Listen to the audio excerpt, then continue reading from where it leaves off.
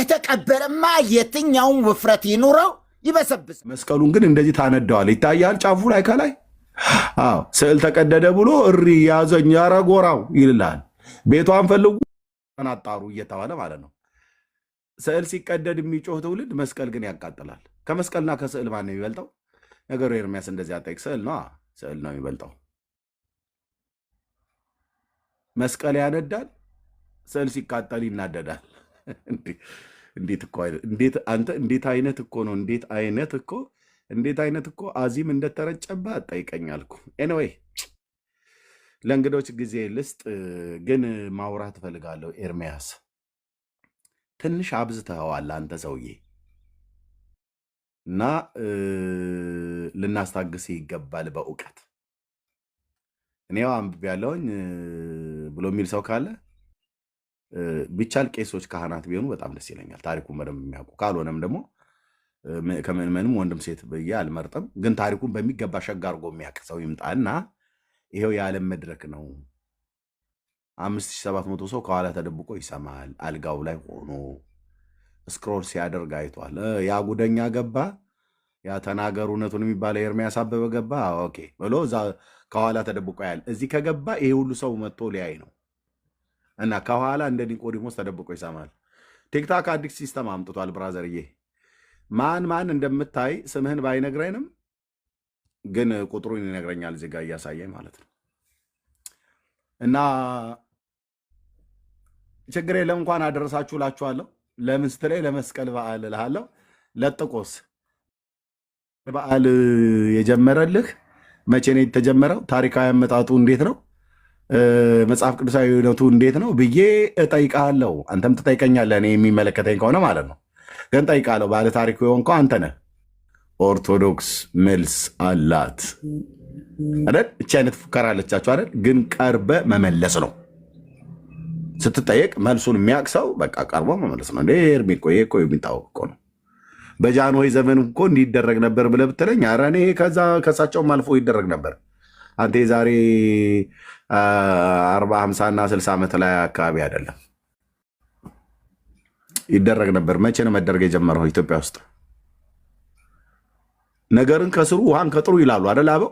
እስኪ ከስሩ መጀመሩ የሚያስረዳኝ ኦርቶዶክሳዊ ያነበበ የተማረ የተመራመረ ይሄን እንላለን። ጸጋና ሰላም ይብዛላችሁ። ይሄንን ግን የማይመልሱ ከሆነ እዚህ ያላችሁ ኦልሞስት ወደ 6000 ሰው የሚሆን በኢትዮጵያ ኦርቶዶክስ ተዋሕዶ ቤተክርስቲያን የሚደረጉ በዓላትና ድርጊቶችን ሁሉ ግድ የላችሁም። እኔ ቤተክርስቲያኒቱን እወዳለሁ። ቤተክርስቲያን ማለት ህዝቡ ማለት ነው። ቤተክርስቲያኒቱን እወዳታለሁ። አንዳንድ ታሪኮች ግን ስትገልጠው፣ ወረቀቱን ስታነበው፣ መጽሐፉን ስታነበው ሌላ ነው ታሪክ ሆኖ የምታገኘው።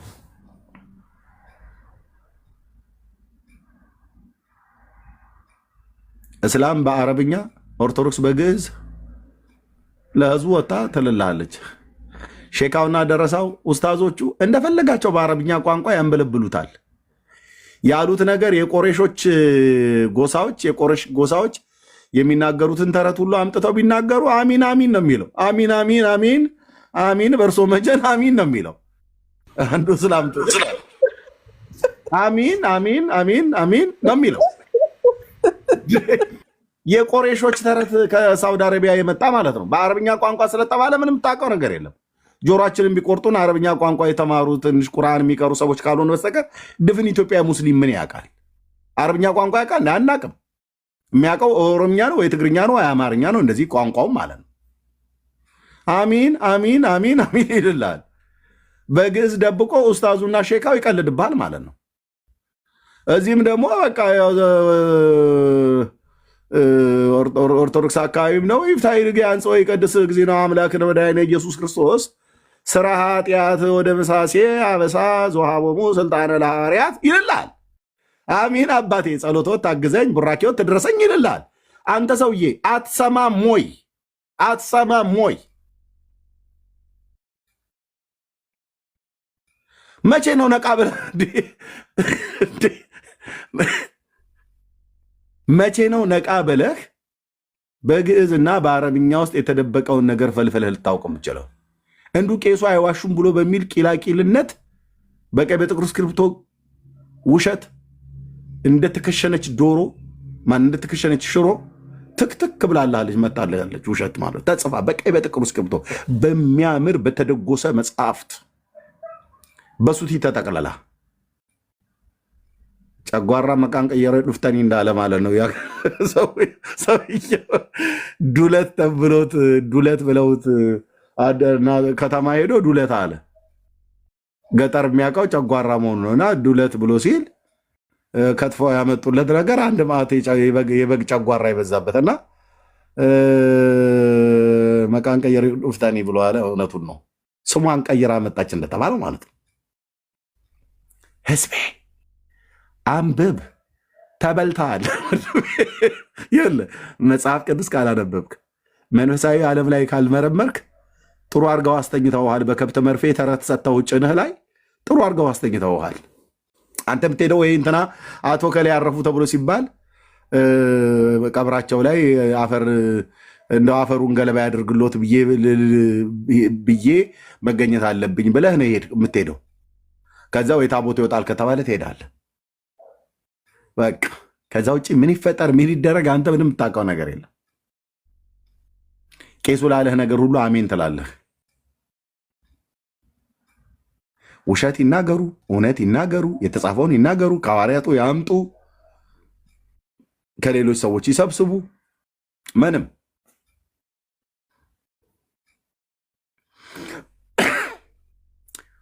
ይሄ ታሪካዊ አመጣጥ እንዴት ነው የመጣው? መቼ ነው የመጣው? ለምንድን ነው የመጣው?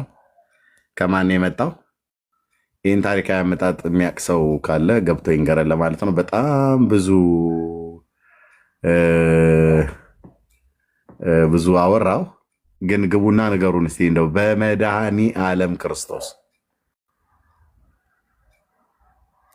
በመድኃኒ ዓለም ክርስቶስ እለምናለሁ። ይሄ ታሪክ የኛ ታሪክ ነው። አባቶቻችን ያወረሱን ያስተላለፉልን የተቀባበልነው ያቀበልነው እኛም ለትውልዳችን የምናቀብል ልጆቻችሁ እንኳን ሲጠይቋችሁ ምን ትሏቸዋላችሁ? በቃ የደመራ በዓል በእኛ በአባቶቻችን ወግ ችቦውን ይዘን ወተን ብለህ ትላለህ። እኔም እኮ እንደዚህ ሳርግ ነበር። የገጠሪቱ ኢትዮጵያ ልጅ ነኝ። ጭራሮ ሰብስቤ በቃ ስናነደው ደስ ይለናል። ደግሞ ገጠርም ስለሆነ በቆሎ እሸት የሚደርሰው በዚህ ጊዜ ነው። ኢትዮጵያ እኔ በተወለድኩበት አካባቢ ላይ በቆሎ እሸት እየጠበሰን እየበላን ፈሳችን እየፈሳን ሁሉ እናቃጥል ነበር። አየህ፣ እያቃጠልን ነው። ሰይጣን ደግሞ እዚህ በሃይማኖት ቤት እኛን ዘላለም የምንቃጠልበትን ተረት አሳቅፎን እውነትን ደብቆን ነበር የኖረው። ስለዚህ ይህንን እረኛ አየህ ከገጠር ኢትዮጵያ አምጥቶ እግዚአብሔር እንዲህ ይነግርሃል፣ መርምር። ኮሌጅ በጣሹ ወንድሜ የተማርከው ፒኤችዲ ምንም ያዝ፣ ማስትሬትን ያዝ፣ የመጀመሪያ ዲግሪ፣ ሁለተኛ ዲግሪ በሳይንስም በየትኛውም ነገር ተማሩ። እግዚአብሔር አምላክ ይባረክ። እንኳንም ተማራችሁ። ግን ሃይማኖት ቤት የሚሰራውን እና ሃይማኖት ቤት ያለውን ነገር ፈትሽ። በምን እግዚአብሔር ቃል አንብብ። ምን ታሪክ ትርክቶች በደንብ መነበብ አለባቸው። ታቦቱ ኢትዮጵያ መጥቶ ይሉሃል። ያየ ሰው አለ? የለም። መቼ ነው የመጣው? የዛሬ 3000 ዓመት ሰለሞን፣ በሰለሞን ዘመነ መንግስት። ምንም ያየ ሰው የለም? የለም።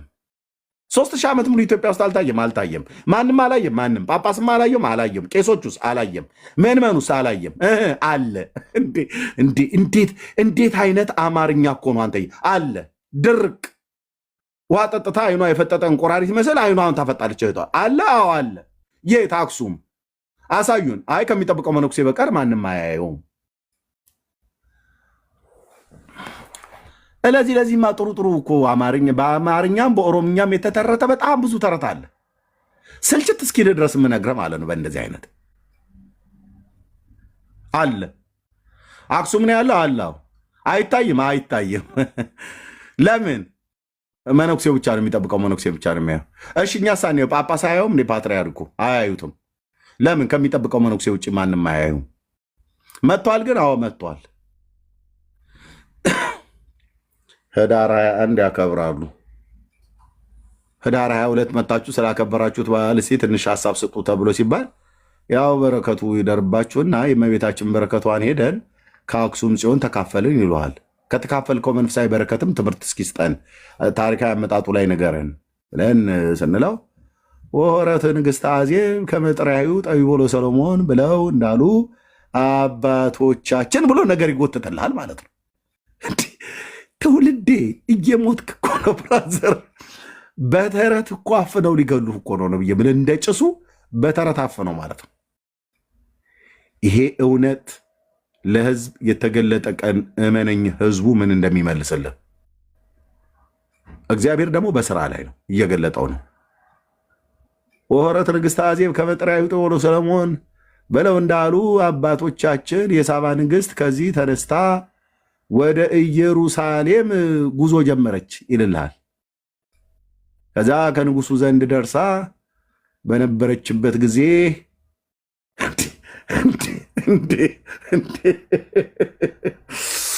ንገሩን አባ ብለን ቁጭ ብለን እግራቸው ስር የእሳቸውን እግራቸውን እያጠብን ሁሉ እኮ ጭምር ነው። አየህ ጫማቸውን እያደረግናቸው እያጠብን ንገሩን ብለን ስንላቸው የተረኩልን ትርክት ይሄ ነው። ቲያ በኋላ ይሉላል።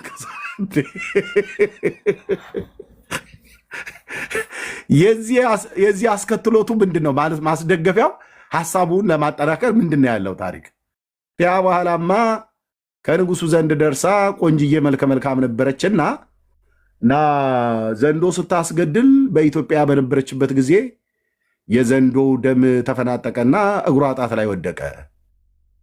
ከዚያም እንደ ፍየል ቀንድ ያለ ነገር እግሯ ላይ ወጣባት ይላል ሕማማተ መስቀል። እዛ ሰለሞን በምድረ እስራኤል ላይ በነገሰበት ዘመን በአዝራ ፈረስ ከንስር ጋር አላምዶ በአዝራውን ፈረስ ከንስር ጋር አላምዶ ንስሩን በስጋ አሳደገውና ዘግቶበት እዛ ንስሩ በአዝራዋን ፈረስ አስወለዳት ይላል። ንስሩ በአዝራዋን ፈረስ በአዝራዋን ፈረስ ማለት ገና ያልተጠቃች ልጃገረድ የሆነች ፈረስ ማለት ነው። እኔን ገጠርኛውን ጠይቀኝ ብራዘር። በአዝራዋን ፈረስ አላምዶ ንስሩ አጸነሳት ይላል። እንዴ ንስር ፈረስን በምን በኩል ነው የሚያጸንሳት? ውሸቱን እዚህ ካለ የምታገኘው ብራዘር ይሁን ላይቭ ነው። ቀጥታ ነው የምለቀው፣ ቀጥታ እየሰማ ማለት ነው። እኔ የምልህ በአዝራ ፈረስን ንስር ቤት በኩል ነው የሚያላምዳት። ንስር አሞራ ፈረስን ያስረግዛል ብሎ ሲሉህ አሜን። ለምን እንዴት በምን አስረገዛት አትልም? እንደ አንተ ሰውዬ በአዝራ ፈረስ ንስር በአዝራ ፈረስን አጥቅጧት ወለደች ተብሎ ሲባል ቡራኪዎት ድረሰኝ ጸሎቶት አረ ህዝቤ ንቃ ንቃ። ምሕረተአብ የማንቂያ ደወል ብሎ ጧፍ ላላጭሶብን ሄደው በአዝራ ፈረስ ከንስር ጋር እኔ እዛ ጋር ነው እንዴ እኔ ቆንጅዬ ባላገር ገጠር ያልኩ እዚህ ጋር ነው ነቅ የምለው። አየህ በወጣቶቹ በከተመኞቹ ንግግር በአዝራ ፈረስን ለእኔ ይገባኛል። በአዝራ ፈረስ ማለት ገና ተወልዳ ወንድ ሊያጠቃት የደረሰች ልጃገረድ ፈረስ እንደማለት ነው። ያልወለደች ለመውለድ ግን የደረሰች ለመጠቃት የደረሰች ማለት ነው። በአዝራ ትባላለች። በአዝራውን ፈረስ ከንስር ጋር አላምዶት ብሎ ሲል ደብተራው አንተ ውሸታም ብለው አትሄድም እንዴ?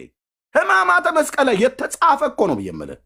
ተናገር እውነቱን። ለዚህ ቃል አሜን ትልልኛለህ።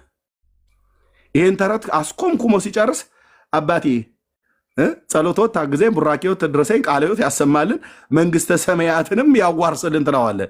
ይሄ መንግስተ ሰማያትን እኮ የሚነሳህ እኮ ተረት እኮ ንግሮ ካበቃ በኋላ ነው ደብተራውን በምርቃት የምታጥረገርገው ማለት ነው።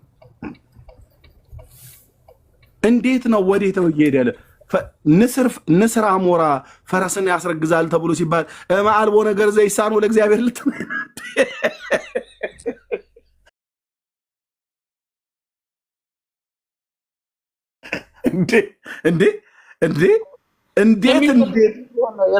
የሚወለደውስ የሚወለደው አንቺ የሚወለደው ጋር ተይ እንዴ ልጅየው ጋር ምን አስኬደች? መጀመሪያ እናትና አባቱ ጋር እንጠይቃለን። አሞራ ንስር ማለት አሞራ ነው። እነሱ የሚያውቁት ንስር ሌላ ካለ አላውቅም። እኔ የማውቀው ንስር ኢግል የሚባለው አሞራ ነው። እሱ እንቁላል ጣይ ነው። ቤት በኩል ነው ፈረስን አስጠቅቶ አስወለዳት ብሎ ሕማማተ መስቀል ላይ እኮ ነው ብሎ ብዬምልህ ሕማማተ መስቀል ላይ የተጻፈ እንቁላል የሚጥል አሞራ ፈረስን አስረገዛት ተብሎ ሲባል እማልቦ ነገር ዘይሳነው ለእግዚአብሔር የሚሳነው ነገር የለም ብለህ ትለኛለህ እንዴ? የአንተ የአባቶችን ውሸት ለእግዚአብሔር የሚሳነው ነገር የለም ብሎ በሚል እውነተኛ ቃል እውነት አታደርገውም ብዬ ስልህ አታምታታም ስልህ ብራዘር አስረግጠን የምንናገረው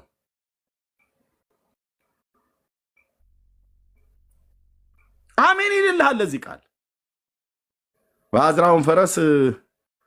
በአዝራ ፈረስ አላምዶ ከንስር ጋር አላምዶ እንድትጠቃ አደረጋት። ያም በኋላ ሰለሞን ገነትን ሊያይ በወደደ ጊዜ ይልልሃል ስልችት እስኪል ድረስ 6,000 ሰው ከበስተኋላ ቢሃይንድ ባይ 6,000 ሰው ዌልካም ኮምኩም። ይህንን የኦርቶዶክስን ተረት ከበኋላ በእግዚአብሔር ቃል መዶሻ እንዴት እንደማፈርስልህ ታያለ። ሰለሞን ጥበብ ነበረውና በጥበቡ ይልልሃል ቀለበቱ ላይ የሆነች ጣቱ ላይ አንድ ቀለበት ነበረች። በዛች ቀለበት ላይ አስደግሞ ይላል። የቱ ጋር ያስደገመው? ሰለሞን እንደዚህ አይነት መተተኛና ጠንቋይ ነው ብሎ ያሉት ራሳቸው ጠንቋይ ለመሆን ፈልገው። ንጉሥ ሰለሞን የቱ ጋር ነበረ አጋንንትን ሁሉ ልቡሳነ ስጋ የሆኑ 700 ልቡሳነ ስጋ አጋንንትን 700 ልቡሳነ ስጋ ማለት ስጋ ለበስ የሆኑ አጋንንቶች እነሱን ይዟቸው ከሊባኖስ ዝግባ እንጨት እያስመጡ ድንጋይ ሁሉ እየቆፈሩ አምጥተውለት የሰለሞን ቤተ መቅደስ የእግዚአብሔር ቤተ መቅደስ የተሰራው በሰይጣኖች ነው ብላለች። የኢትዮጵያ ኦርቶዶክስ ተዋሕዶ ቤተክርስቲያን ኤርምያስ ስርዓት ያዝ አሊዝም የት ነው የተጻፈው? ለእኔ ለገጠሬው ዲያቆን ለገጠሬው እረኛ በደንብ ያነበብኩት የት ሕማማተ መስቀል ላይ መጽሐፉ ስር አለ። ኤርምያስ ካሜራ ከፍታለሁ። እንዲህ ነው ልማዴ። የዚህ ቤት ልማድ እንደዚህ ነው። ካሜራ ከፍትና አሳያለሁ። 700 ልቡሳነ ስጋ አጋንንት ስጋ የለበሱ አጋንንቶች የእግዚአብሔርን ቤተ መቅደስ ሰሩ ትላለች ኦርቶዶክስ። ሰለሞን አይደለም የሰራው፣ ሰለሞን በአጋንንቶች ነው ያሰራው ትላለች። ምን መልስ አላችሁ? አትቆምም ስልህ መድኃኒዓለም ምስክሬ ፊት ለፊቴ አትቆምም። እንዲህ አይነት ተረት ይዘህ አትቆምም። እግዚአብሔር በተረት ላይ በበቀል ነው የቀባኝ አልኩ። ቅዱስ እግዚአብሔር ምስክር ነው። በበቀል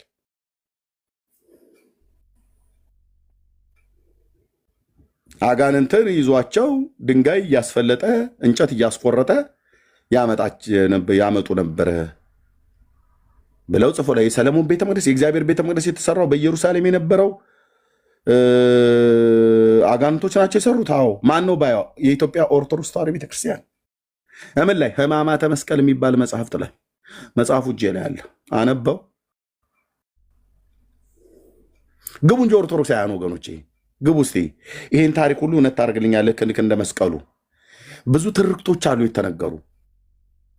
እዛ በኋላ ሄዳ በንጉሱ ዘንድ በደረሰች ሰዓት ንጉሱ ከጀላትና ይልልሃል።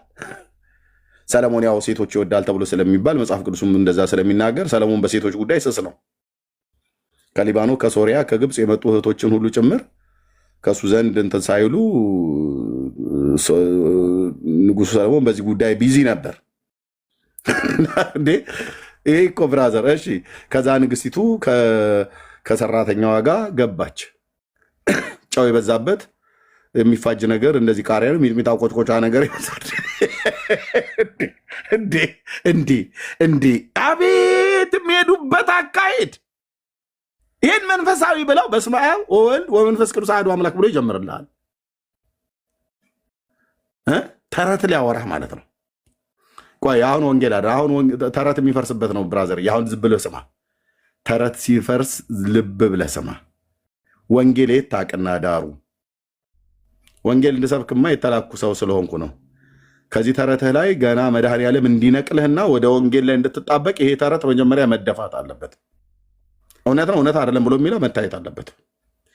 የምታወራው ነገር ትክክል አይደለም ብሎ የሚል ሰው ካለ ብቻ ይምጣና ከዛ ያው ካሜራውን ከፍተዋለሁ አዙሬ ማለት ነው። ገጽ ከምዕራፍ ግዕዝ ከአማርኛ አስቆመቁመሃለሁ፣ ታነበዋለህ። እዛ ሚጥሚጣ ነገር ነው ጨው የበዛበት ነገር አበላት ንግስቲቱን ሰለሞን እና ማንም ውሃ ቢጠማው ሌሊት ተነስቶ እንዳይጠጣ ብሎ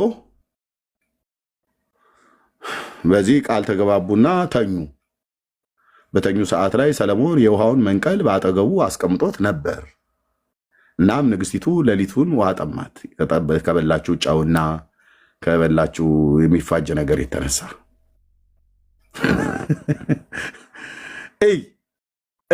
እንትን ምንድነው የኦርቶዶክስ ቄስ ብልጥ ሲሆንብህ እንዴት እንደሚሄዱ እና ከበላችሁ ነገር የተነሳ ሌሊቱን ሁሉ ውሃ ጠማት። በጠማት ሰዓት ላይ ውሃ ልትቀዳ ተነስታ ቀስ ብላ ንጉሱ ሰለሞን በተኛበት የውሃውን መንቀል እንደ ማድጋ ነገር ነው ስሩን ያስቀመጠው። ይታይ ከሰለሞን ትራስጌ ውሃ ሲቀመጥ ንጉሱ ቤተመንግስት ውስጥ ወይ ጌታ የኢየሱስ ክርስቶስ ዘር ትውልዴ ይገዛ። ከእንዲህ አይነት ተረት እኮ ነው ያላቀቀኝ። ከዛ ንግስቲቱ በሌሊት ተነሳችና ውሃ ልትቀዳ እጇን መስስ ታረግ ንጉሱ አፈፍ አድርጎ እዛው ማድጋው ጋር ያዛት። በሌሊት ቃል ኪዳንሽን አፍርሰሻል ብሎ ወደዛ ወደ አልጋው ላይ ጣላትና ያው የሚያደርገውን ነገር አደረገ። ይሄ ብቻ መስሏችሁ ነው ወንድሞቼ?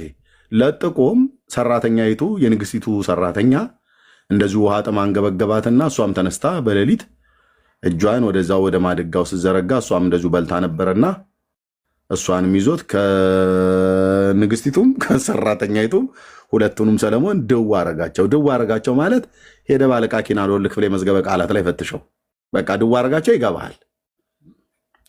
ይገባሻል። እና ሁለቱም ሰለሞን ድው አረገና እዛ ሁለቱም አረገዙ። ከሰራተኛይቱ የተወለደውን አልነገረንም። ከንግስቲቱ ግን የተወለደው በይነ ልህም ቀዳማዊ ሚኒሊክ ተብሎ ተጻፈ።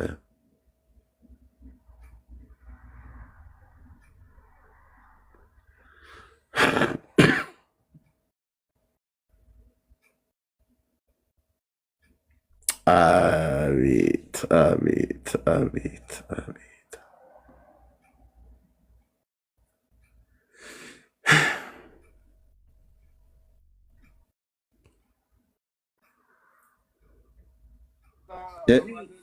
እህቴ በእንደዚህ አይነት ሰዓት ኦርቶዶክስ እህቴ አፍንጫዋ ላይ ነጠላዋን ጣል አድርጋ ጥድ ተደግፋ ዝም ብላ የምትሰማው አንበቦ ከጨረሱ በኋላ ቃለ ሕይወት ያሰማልን፣ መንግስተ ሰማያትን ያዋርስልን፣ አባታችን በእድሜ በጤና ይጠብቅልን ብላ ትላለች። አዲስ ኪዳን ላይ እርግማን አይቻልም እንጂ እኮ እድሜ ሰውት መድኃኒዓለም ብላ ልትላቸው የምችላቸው ሰውዬ ናቸው እኮ ወጥተው ቆመው በቀይ በጥቁር እስክሪብቶ የተጻፈ ያነቡላቸዋል። ህዝቤ አሜን ብሎ ይመጣል። ከህይወቱ ጋር ምንም ግንኙነት የሌለው ታሪክ የታሪኩ እውነተኝነት ብራዘር 3000 ዓመት ሙሉ መጣ ብለው ያሉት ታቦቱ ብቻ አይደለም፣ የዳዊት ስርወ መንግስት የዳዊት መንግስት መጥቷል ብለው ይሉ ነበር። ኢትዮጵያ ውስጥ ታቦቱም ንጉሱም መጥቷል፣ መስቀሉም መጥቷል። ታቦቱ ከእስራኤል ሀገር በሰሎሞን ዘመነ መንግስት መጥቶ አክሱም ተቀምጧል። መስቀሉ ደግሞ በአፄ ዘርዓ ያዕቆብ ዘመነ መንግስት መጥቶ ጊሼን ተቀምጧል። ያየ ሰው አለ? የለም። እና ከአዲስ አበባ ኳንታ ተከራይተው የሄዱ የአንተ ዘመዶች የኔም አይነት ከገጠር የመጡ ቤተሰቦቻችን ግሼን ሲሄዱ አልጋ በአልጋ ነው መንገዱ ወደ ግሼን ማርያም ሲሄዱ አሉ። የሸኖ እና የደብረ ብርሃን ሜዳ እየወለወለው ፊቱን ባንዲራ ተከራይቶች ዋንታ ተከራይቶ ባንዲራ ለጥፎ የሚሄድ ህዝብ ሁሉ ደርሶ ይመጣል። ግማደ መስቀሉን አይተዋል ብለህ ስል የለም። እና ምን ይላሉ ሲሄዱ በመንገድ ላይ ግማደ መስቀሉ ግሼን ነው አሉ። በቃ አንተ አይተኸዋል? የሄድከው ሰውዬ ሄደ አይታ አላየውም። ያየ ሰው አለ? አይታይም። ብርሃነ መለኮቱ ከልሎት ይልላል። ውሸት ነው ብራዘር። ማን ብሎ የሚለው? የራሳቸው መጽሐፍት አለ ይለዋል፣ ግን ማንም አያየውም። ካለ ሊያዩ እኮ ይገባል አይደል? እንዴ ካህኑ መጣበት የተባለ ታሪክ ድርሳነ መስቀል ከድርሳነ መስቀል ጋር ይጣላል። አይደለም ከመጽሐፈ ጤፉት ጋር። መጽሐፈ ጤፉት ከድርሳነ መስቀል ጋር ይጣላል። መጽሐፈ ጤፉት ከስንክሳር ጋር ይጣላል። ምን ላድርገው? መጽሐፉ ጄላ ያለ ኤርሚያስ ማንበብ ተዋ ታዲያ። አቁም እያነበብክ አንተ ሰላማችንን አታሳጣም ብለህ ካልክ አላንብም ብዬ ቃል ልግባ አነባለሁኝ። ለምን አንብቤ ውሸቱን ውሸት እውነቱን እውነት ብዬላለሁ።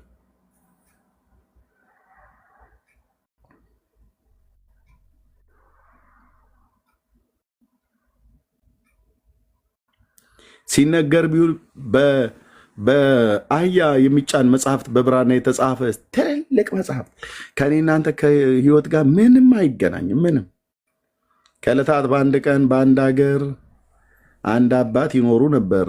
እኛ አባት ከእናታቸው ከወይዘሮ ገሌ ከአባታቸውም ከወይዘሮ ገሌ በወርሃ ታኅሳስ 19 ቀን ተወለዱ።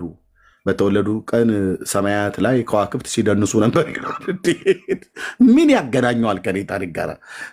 ሰማያት ሲደንሱ ነበር፣ መላእክትም በክንፎቻቸው ሲያሸበሽቡ ነበር። ፀሐይም ብርሃኗን ከልክላ ይላል። በጠዋት መቼ በሌሊት ፀሐይ መቼ ታበራና እና ከልክላ ከዚያ በኋላ ተራሮች እንደንቦሳ ሲዘሉ ነበረ። እና እኛ አባት ኖረው በገና የእናታቸውን ጡት ሳይጠቡ መልአክ ከሰማይ ወርዶ መጥቶ ወደ ገዳም አስቄዋ ይዟቸው ይላል።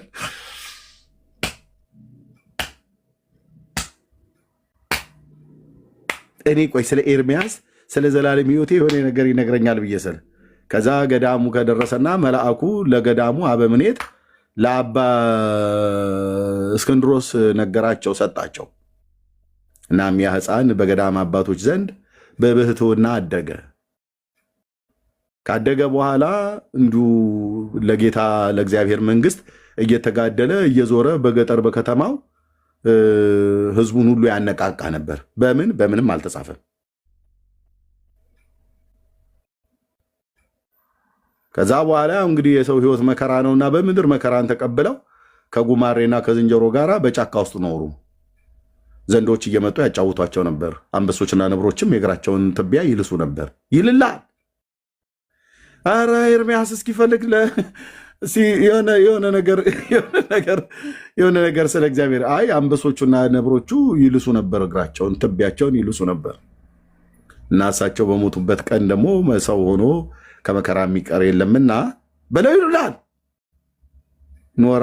ኖረው ሞቱ። ሞት አይቀርምና ምንም ቢከተቱ ምናምን ነገር ብሎ ይልላል። ቆይ እኔ ታዲያ ምን እንደሚጠቅመኝ ይህን ሁሉ አንብቤ ለእኔ ህይወት እዚህ ውስጥ ምንም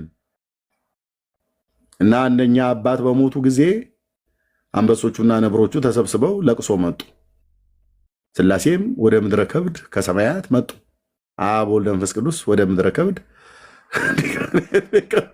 ሊቀብሩ 24ቱ ሽማግሌዎች፣ 4ቱ እንስሶች፣ ሱራፌል፣ ኪሩቤል፣ ነገደ መላእክት ሁሉ በሙሉ የቀደሙ አባቶች ሐዋርያት፣ ነቢያት እግዚአብሔር፣ ደቂቀ ነቢያትና አበይተ ነቢያት የተባሉት ሁሉ እነሱ ጭምር መጡ።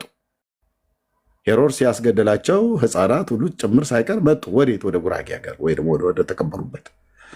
ወይኔ ኤርምሻ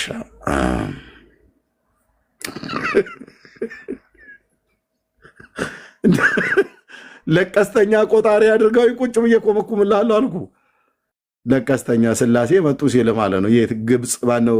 ጉራጌ ሀገር ምድረ ከብድ በጉራጌ ሀገር ሊያለቅሱ እኛ አባት ሞቷ አባቴ ምን አገኘሁት እያሉ አብ ወልድ መንፈስ ቅዱስ ያለቅሱ ይታይ ስቅስቅ ብለው በቀይ በጥቁር እስክሪብቶ የተጻፈ። እሺ ኡስታዝዬ ተውራራሽ ተረቱን ልጨምርልህ ብዬ ነው አለ አይደል? አዎ። እሺ ምን ይላል እዛ በእናንተ በቀድሞ ቤትህ? በቀድሞ ቤቴ ያቺ የሳባ ንግስት ብልቂሳ ነው የምትባለው። እዚህ ስሟን ቀይራ ነው የምትመጣው። በቋንቋዋ ጭምር በምትናገርባት በአረብኛ ሁሉ እየቀላቀልክ ንገረን። ቴንኪው። ከዛን ወደ ሰሎሞን በመጣች ጊዜ ታሪኩን ሱራ 27ኛው የጉንዳን ምዕራፍ ላይ ነው የሚገኘው እና ታሪኩ በመጣች ጊዜ እንዲህ ይላል። አስቀድሞ ታሪኩን ልንገራችሁና አጠር ያለውን ክፍል ነው ማንበብ የምፈልገው። ዙፋን አላት አለ። በአገሯ ዙፋን ነበራትና ሰሎሞን ስለሷ ታሪክ ሰምቶ የሆነች አሞራ ናትና የነገረችው እንዲህ አይነት ንግስት አለች ከንተ የተለየ አምላክን የምታመልክ ተብሎ ሲነገረው እርሷንም አምጡልኝ ዙፋኗንም አምጡልኝ ብሎ ያዛል። ከዛን ጊዜ አሁን ቅድም የተናገርከው አጋንንቶችን ጠርቶ ነው የሚጠይቃቸው። ከነርሱ በጣም ኃያል የሆነው አጋንንት እኔ ሽፋሽፍቶች አይኒ ተገልጦ ሳይከደን አመጣለው ዙፋኗን ብሎ ሰለሞንን ሲነግረው ወኢኒ ሙርሰለቱን ኢለይህም ቢሀዲየትን ፈነዚረትን ቢማ የርጅዑ ልሙርሰሉን እኔም ወደ እነርሱ ገጸ በረከትን የምልክና መልእክተኞቹ በምን እንደሚመለሱ የምጠባበቅ ነኝ እልካለሁ ይላል። ሰለሞን ነው የምለው። ጉድ ነው ኡስታዝዬ። ከዛን ፈለማ ጃአ ሱለይማኑ ቃል አቱምዱነኒ መልእክተኞቹም ሱለይማንን በመጣው ጊዜ አለ በገንዘብ ትረዱኛላችሁን? አላህም የሰጠኝ ከሰጣችሁ የበለጠ ነውን? አላህ ምንድነው ሀብታም አድርጎኛልና ባለጸጋ አለኝና እርሱ ከሰጠኝ በላይ ልትሰጡኝ ትፈልጋላችሁን? ብሎ ከነሱ ጋር ይነጋገርና እንዲህ ይላል ፊማ አታ አላሁ ኸይረን ሚማ አታኩም ቀብለ አንቱም ቢሀዲየትኩም ቱፍረሑን ይልቁንም እናንተ በገጸ በረከቶቻችሁ ትደሰታላችሁ ይልና እርጅዕ ኢለይህም ፈለናእትየነሁም ቢጅኑድን ላ ቀብለ ለሁም ቢሃ ወለኑኽሪጀነሁም ሚንሃ አዚለትን ወሁም ሳግሩን ወደ እነርሱም ተመለስ ለእነርሱም በእርሷ ችሎታ በሌላቸው ሰራዊትን እንመጣባቸዋለን ከእርሷም እነርሱ የተዋረዱ ነው በእርግጥ እናመጣቸዋለን አሉ። አጋንንቶቹን አሁን መማክርቶቹ ቃለ ያ አዩሃል መለኡ እናንተ መኳንንቶች ሆይ አዩኩም ያእቲኒ ቢዐርሽሃ ቅድም ያልኩትን ማኖ ዙፋኗን የሚያመጣልኝ ያቺ የተከበረች የሳባን ንግስት ዙፋኗን የሚያመጣልኝ ማን ነው? አርሽ ማለት ዙፋን ማለት ነው። አርሽ ማለት ዙፋን ነው። ኦኬ ያ አዩሃል መለኡ አዩኩም ከእናንተ ማንኛችሁ ናችሁ ያእቲኒ ቢዐርሽሃ በዙፋኗ የሚመጣልኝ ወይም ዙፋኑን የሚያመጣልኝ ቀብለ አያእቲኒ ሙስሊሚን እነርሱ ሙስሊም ሳይሆኑ ወይንም ታዛዦች ሳይሆኑ ዙፋኑን የሚያመጣልኝ ማን ነው? ሙስሊም ከሆኑ አልዋጋቸውም ነው። ስለዚህ አሁን የሳባ ንግስት ሙስሊም አይደለችም። ሰለሞን ሙስሊም ነው በእነሱ መረዳትና እነርሱ ሙስሊም ሆኖ ሳይመጡ ዙፋኗን የሚያመጣልኝ ማን ነው? መታ እጇን ሳሰጠኝ ማለት ነው። ከዛን እንዲህ ይላል ቃለ እፍሪቱ ሚነል ጅን ከጋኔንም ኃይለኛው ወይንም ብልጡ ማለት ነው። ከሁሉም የበለጠ እውቀት ያለው እፍሪቱ ሚነል ጅን አና አቲክ እኔ እመጣለሁ ዙፋኑን ይዤ እመጣለሁ። ኦኬ አና አቲከ ቢሂ ቀብለ አን ተቁመ ሚን መቃሚክ አንተ ከተቀመጥክበት ከመነሳትህ በፊት አመጣለሁ ይለዋል። ኧረ እሱም አይሆንም እምቢ ይለዋል። ሚን መቃሚክ አንተ ከተቀመጥክበት ሳትነሳ ወይንም ከቆምክበት ሳትቀመጥ እኔ አመጣዋለሁ ሲል አንተ አዋጣምልና ቁጥር 40 ላይ እንዲህ ይላል ቃለ ለዚ ዒንደሁ ዒልሙን ሚነል ኪታብ ያ እርሱ ዘንድ ከመጽሐፉ እውቀት ያለው ሰው የተገለጸው ዓይንህ ወደ አንተ ከመመለሱ በፊት የተገለጠው ዓይንህ ከመከደኑ በፊት አንተ ትችላለህና አምጣ ይለውና ቅድም እያነበብኩኝ የሳኩበት ቦታ አሁን እየደረስኩ ነኝ። እንዲህ ይላል ቃለ ነክሩ ለሃ አርሹን ይዞ መጣ። ታሪኩን ሳሳጥርልህ እርሷ እየመጣች ነው። ገጸ በረከቶቿን ይዛ ሁሉን ነገር ይዛ እየመጣች ነው። ሰራተኞች አሏት። እጣን ምናምን ጭናለች ነው የሚለው ክፍሉ። እርሷ ከቤቷ መነሳቷን ወፏ ለሰለሞን ስነግረው እነርሱ ደግሞ አጋነንቶቹ ሄዶ ዙፋኗን ከቤቷ ያላትን አልጋ ያመጣሉ። እዚህ ትደርስና የምትለውን እንስቃለን አብረን። ቃለ ነክሩ ለሃ ዙፋኗም ለእርሷ አሳስቱ፣ ወይንም እርሷ በምታውቀው አነጣጠፍ ሳይሆን ዙፋኑ እንዳለ ሆኖ የሆነ ነገሩን ቀይሩና እስኪ አሳስቱት ታውቀው እንደሆን እናያለን ብሎ ይፈትናታል። ነክሩ ለሃ አርሻሃ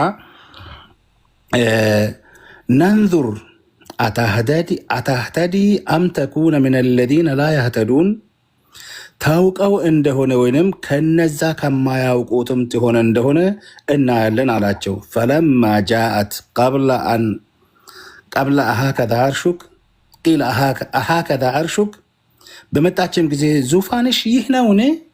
ወይንስ እንዲህ አይነት ዙፋን አለሽን አንቺ በሀገርሽ የሚሉን ጥያቄ ይጠይቃታል።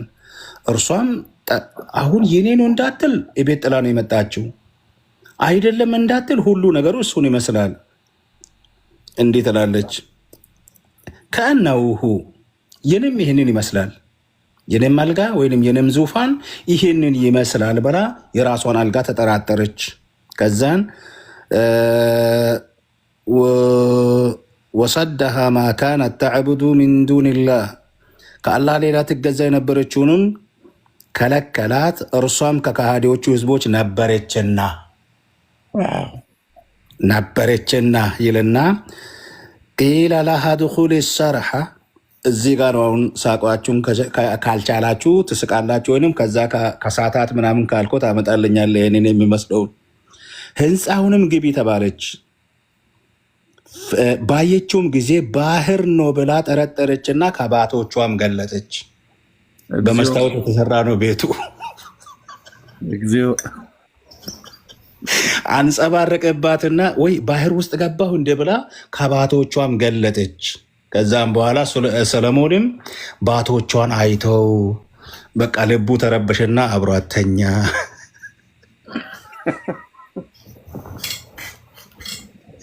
ተረት ተረት ይላል። ከዛ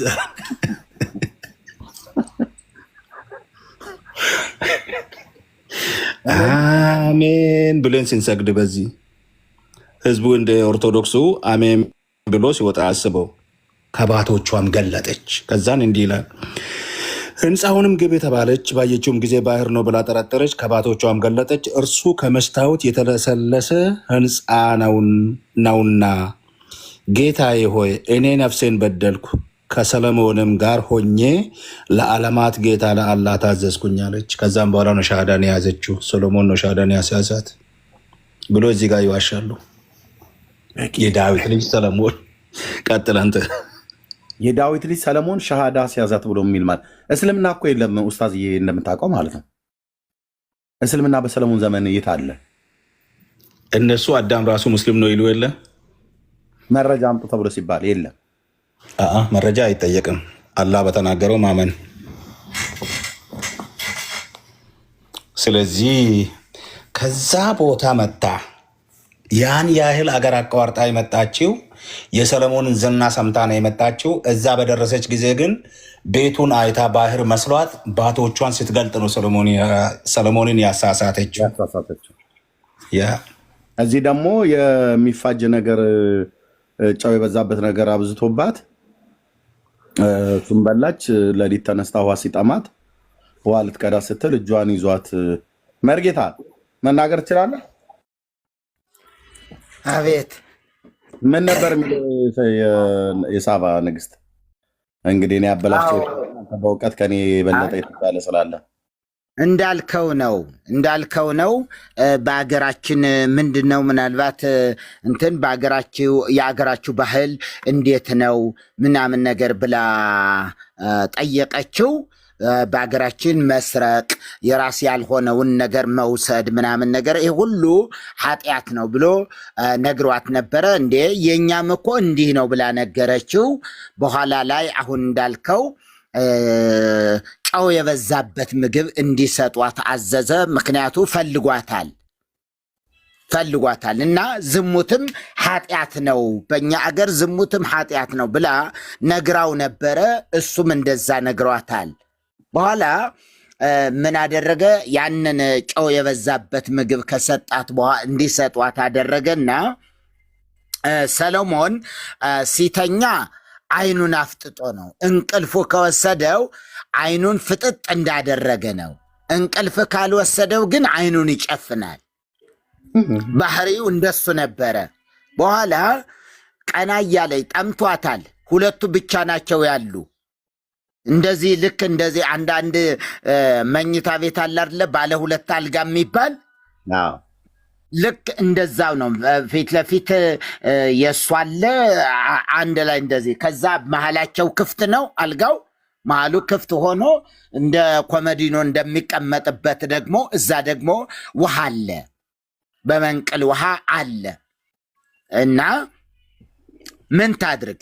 ቀና ብላ ስታየው አይኑ እንደገለጠ ነው። ስለዚህ አለ ብላ ነው የምታስበው።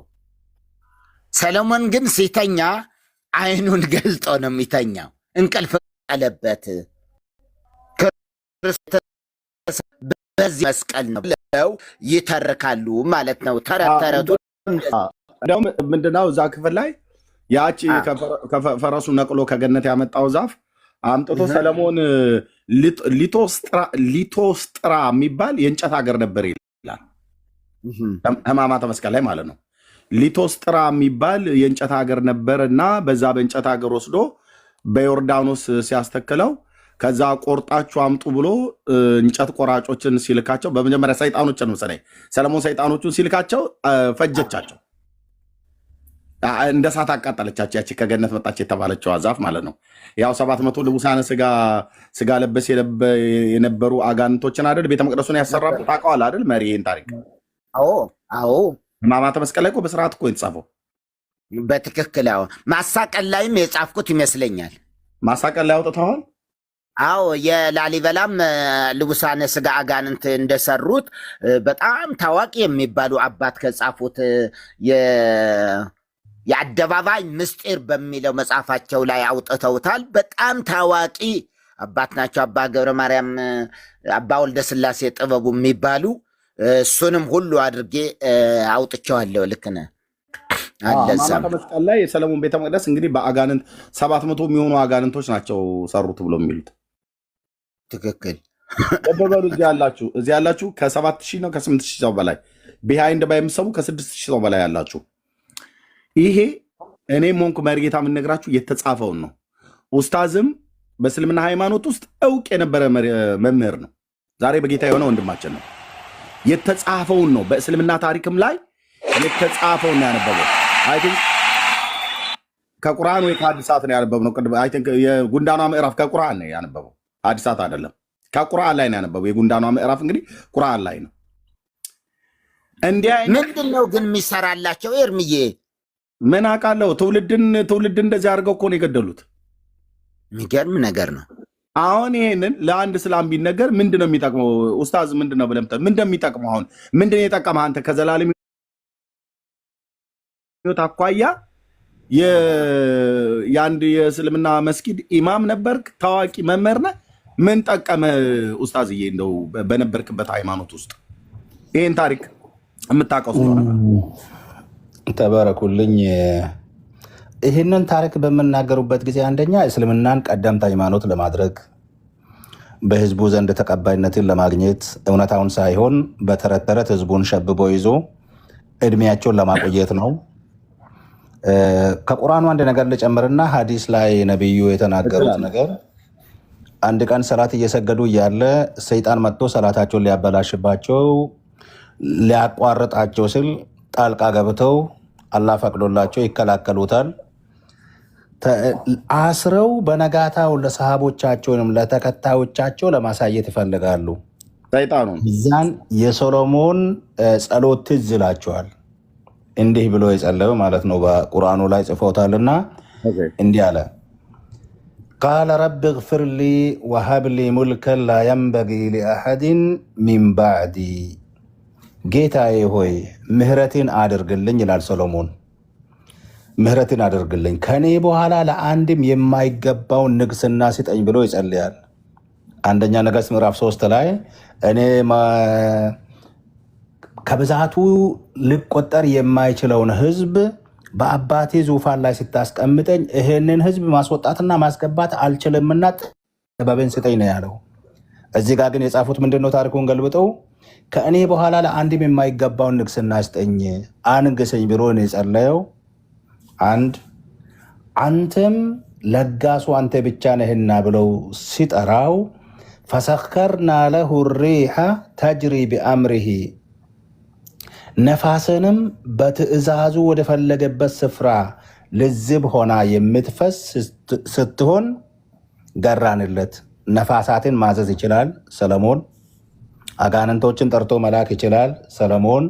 ወሸይጣኑ ኩሉ በናኢን ወገዋስ፣ ሰይጣናትንም ገንቢዎችንና ሰጣሚዎችን ሁሉ ገራንለት።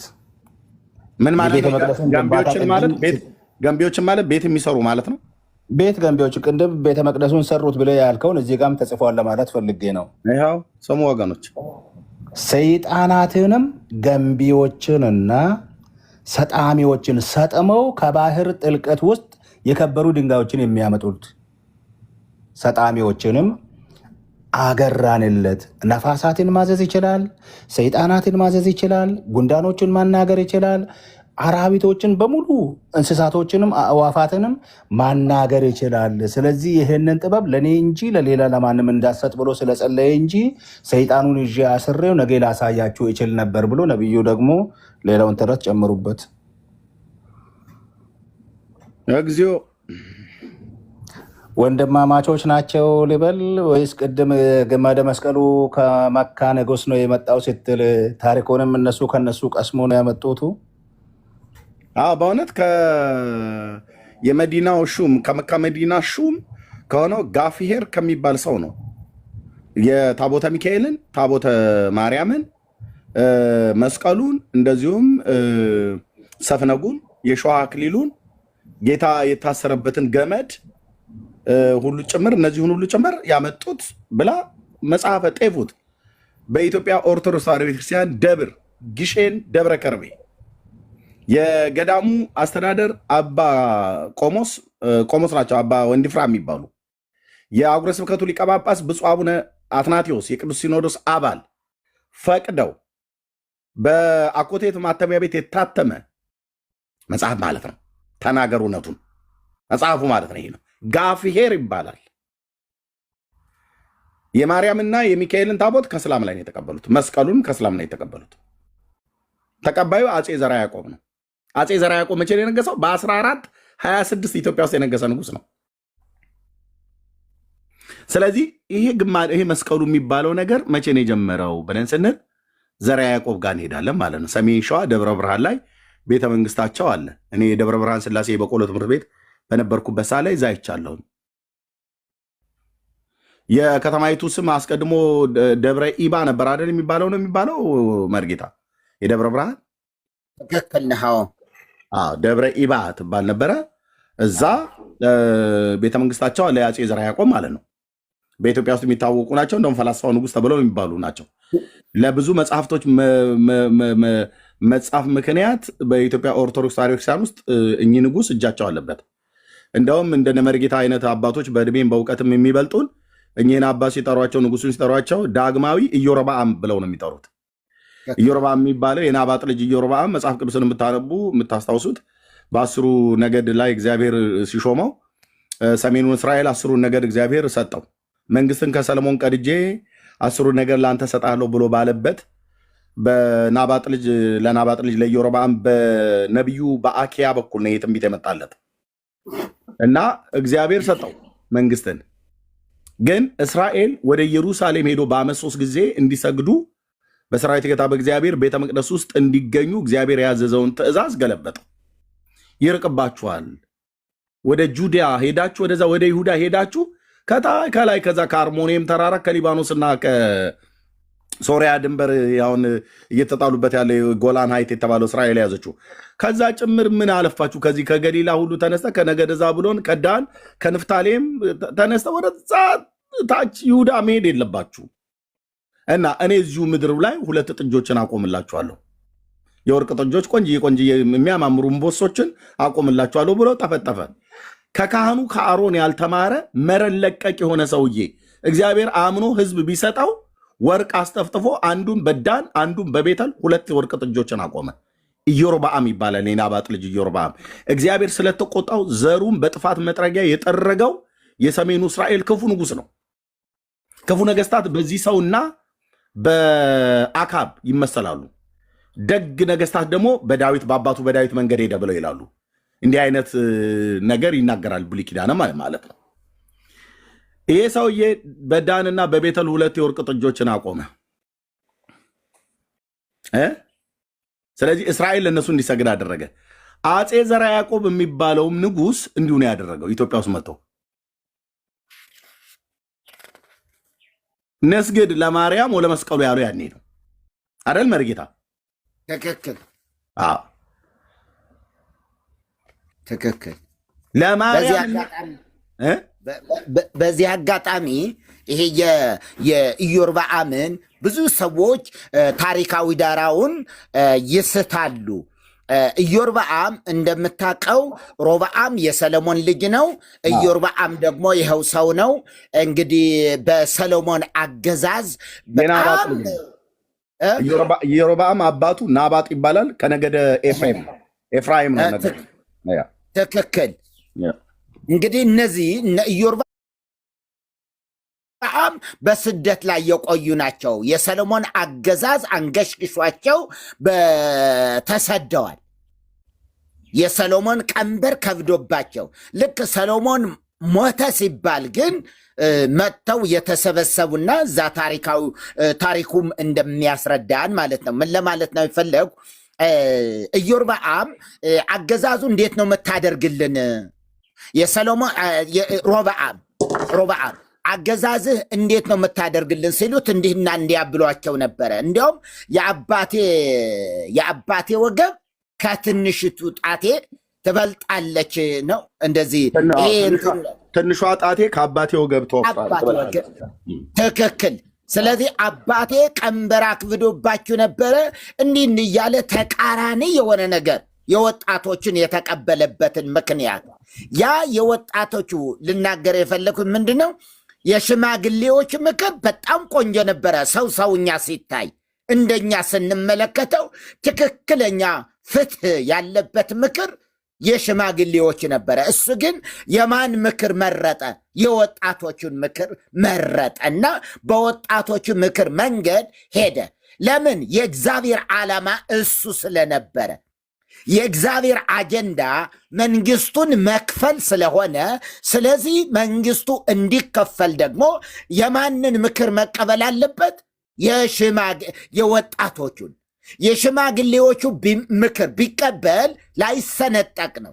እግዚአብሔር ግን መንግስትን ከሁለት እተረትራታለሁ ብሎታል። በነቢዩም አማካይነት የተነገረው ያነበረና ይሄ ነው። ይሄ እና የሚራገሙ ሰዎች አንዳንድ የሚሳደቡም ሰባኪዎች እሰማለሁ። የወጣቶች ምክር ተቀብሎ እንደዚህ አድርጎ ከነሱ ጋር አፈር የፈጩ ምናምን ነገር እያሉ የሚናገር የእግዚአብሔር አጀንዳ የእግዚአብሔር ዓላማ ያ መንግስት ስለነበረ ነው። የእስራኤል መንግስት ከሁለት እንዲከፈል ለማለት ፈልጌ ነውና እንደዚህ ዘይቤውም እንዳይሳሳቱ ሰዎች ይሄም እንደ አንድ እንትን እንዲሆን ብዬ ነው። ለምሳሌ አይታል ሳምሶን ምዕራፍ 14 ላይ ያለው መንፈስም በኤሽታኦል ሸለቆ ያነቃቃው ነበረ። ሳምሶንን አነቃቃው። ሲያነቃቃው የሆነለት ነገር ምንድን ነው? አንዲት ፍልስጤማዊት ሴት እንዲወድ፣ ያልተገረዘች ፍልስጤማዊት ሴትን እንዲወድ አደረገው። የመንፈሱ ሳምሶንን ማነቃቃት ምን አደረገው? ውጤቱ ምንድን ነው? የተፈጠረው ነገር ያስከተለው ነገር ምንድን ነው ስንል አይኖቹን ገለጠለት። ማንን ያይዘን? ፍልስጤማዊት ሴት ያይዘን። ይሄ ምዕራፍ 14 ላይ ያለ መሳፍንት። በኋላስ ለአባቱ ሄዶ እንዲህ አይነት ሴት ከፍልስጤም ወገን አይቻለውና እሷን አጋባይ ሲለው እንዴ የተገረዙ እህቶችህ እዚህ ወንድሞች ሞልተው እንዴት አንተ ከፍልስጤም ወገን ታገባለህ? ካልተገረዙ ወገኖች እንዴት ታገባለህ ብሎ አለው። ነገሩ ግን ከእግዚአብሔር ነበረ ይላል። አባት እናቱ አላወቁም። ነገሩ ከማን ነበረ? ከእግዚአብሔር ዘንድ።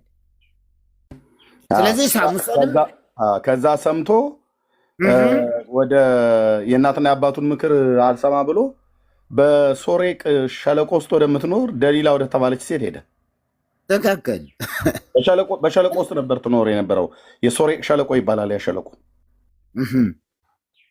እና ነገሩ ቁጥር 4 ላይ ምንድን ነው የሚለው? 4 ይመስለኛል። ቁጥር 4 ላይ መልእክቱን የያዛችሁ ካላቸው እዚህ ጋር ልታደርጉት። ነገሩ አባትናቱ ግን አላወቁም ነበረ። ነገሩ ከማን ነበረ? ከእግዚአብሔር ዘንድ ነበረ። ምክንያቱስ እግዚአብሔር በፍልስጤማውያን ላይ ምክንያትን ይፈልግ ነበርና ነው የሚለው።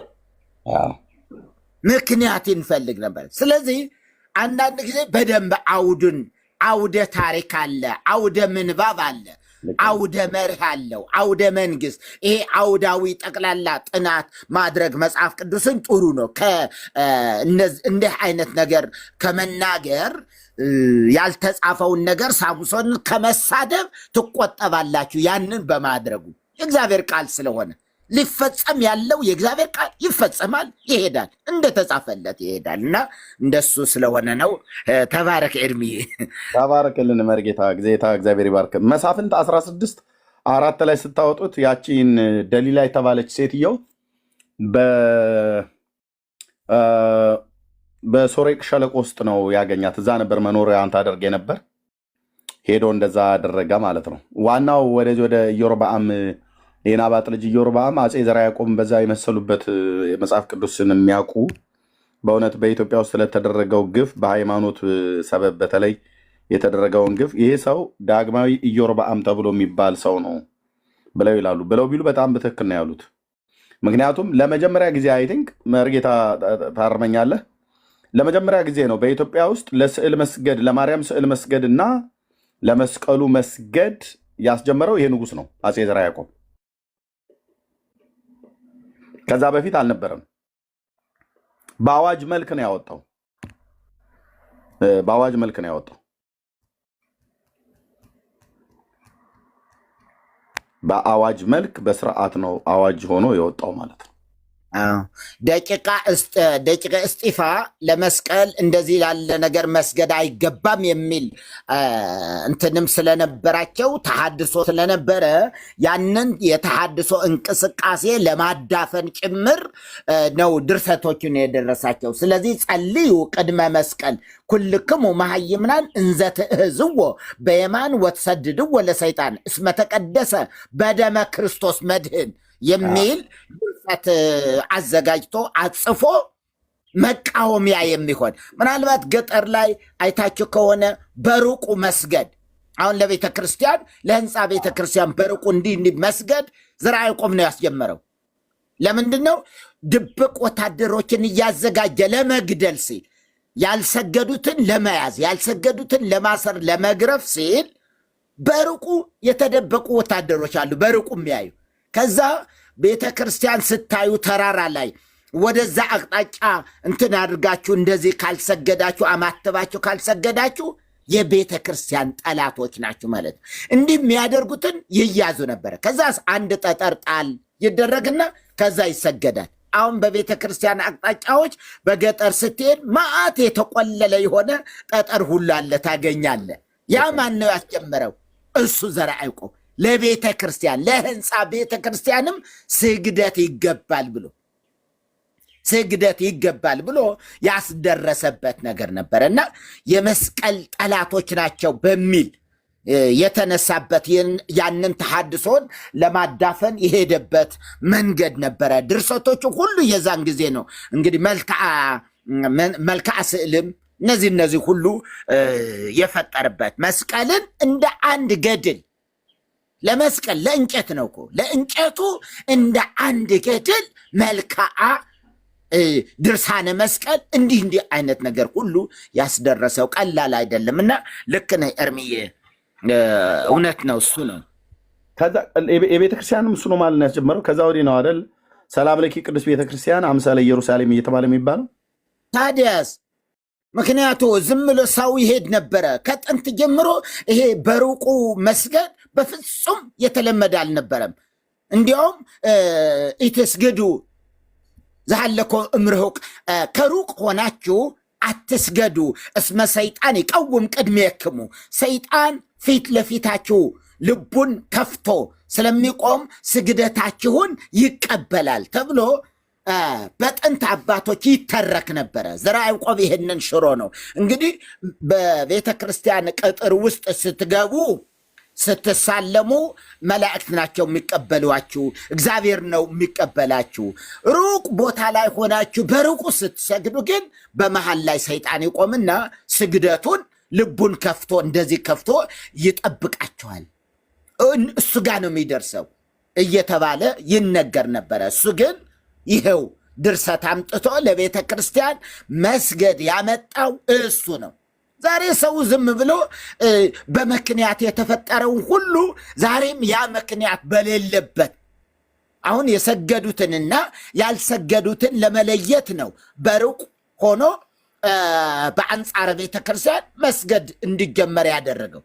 ዛሬ ላይስ የሚገድልም የለም፣ ዝም ብሎ ቢሄድም ገዳይ የለም። ብትሰግዱም ምንም ነገር ያው ዘርዓ ያዕቆብ የፈጠረው ነገር ነው። ልክ የአንገት ክር አሁን ያዕቆብ ዘእልበርዲ አይደለ የጀመረው? አንገት ላይ ክር ማሰር ያዕቆብ ዘእልበርዲ የጀመረው። ለምን? ትንሽ መንደር ናት። እያጠመቀ አያልቅም ሰው። ማታ ሌሊት ሲያጠምቅ ያድራል፣ እንደገና ቀን ደግሞ ያጠምቃል። ምንድን ነው ይህ ህዝብ ከየት ነው የሚመጣ ብሎ ሲጠየቅ ያው ጠዋት ቀን የሰራውን ኃጢአት ማታ ደግሞ እንዲፋቅለት በሌሊት ደግሞ እየመጣ እየተጠመቀ ነው። ሌሊት የተጠመቀው ደግሞ እንደገና ኃጢአት ስለሚሰራ ቀን ደግሞ እየተጠመቀ ነው አለና ለዚህ መፍትሄ ይሆን ዘንድ አንገታቸው ላይ የተጠመቁትና ያልተጠመቁትን ለመለየት ሲል አንገታቸው ላይ ክር ማሰር ጀመረ። በኋላ በሌሊት ሲመጡበት አንገታቸውን እንደዚህ ዳሰስ ሲያደርጋቸው ክር አለ። አንተ ተጠምቃል። ጥምቀት አንዲት ናት፣ አይደገምም።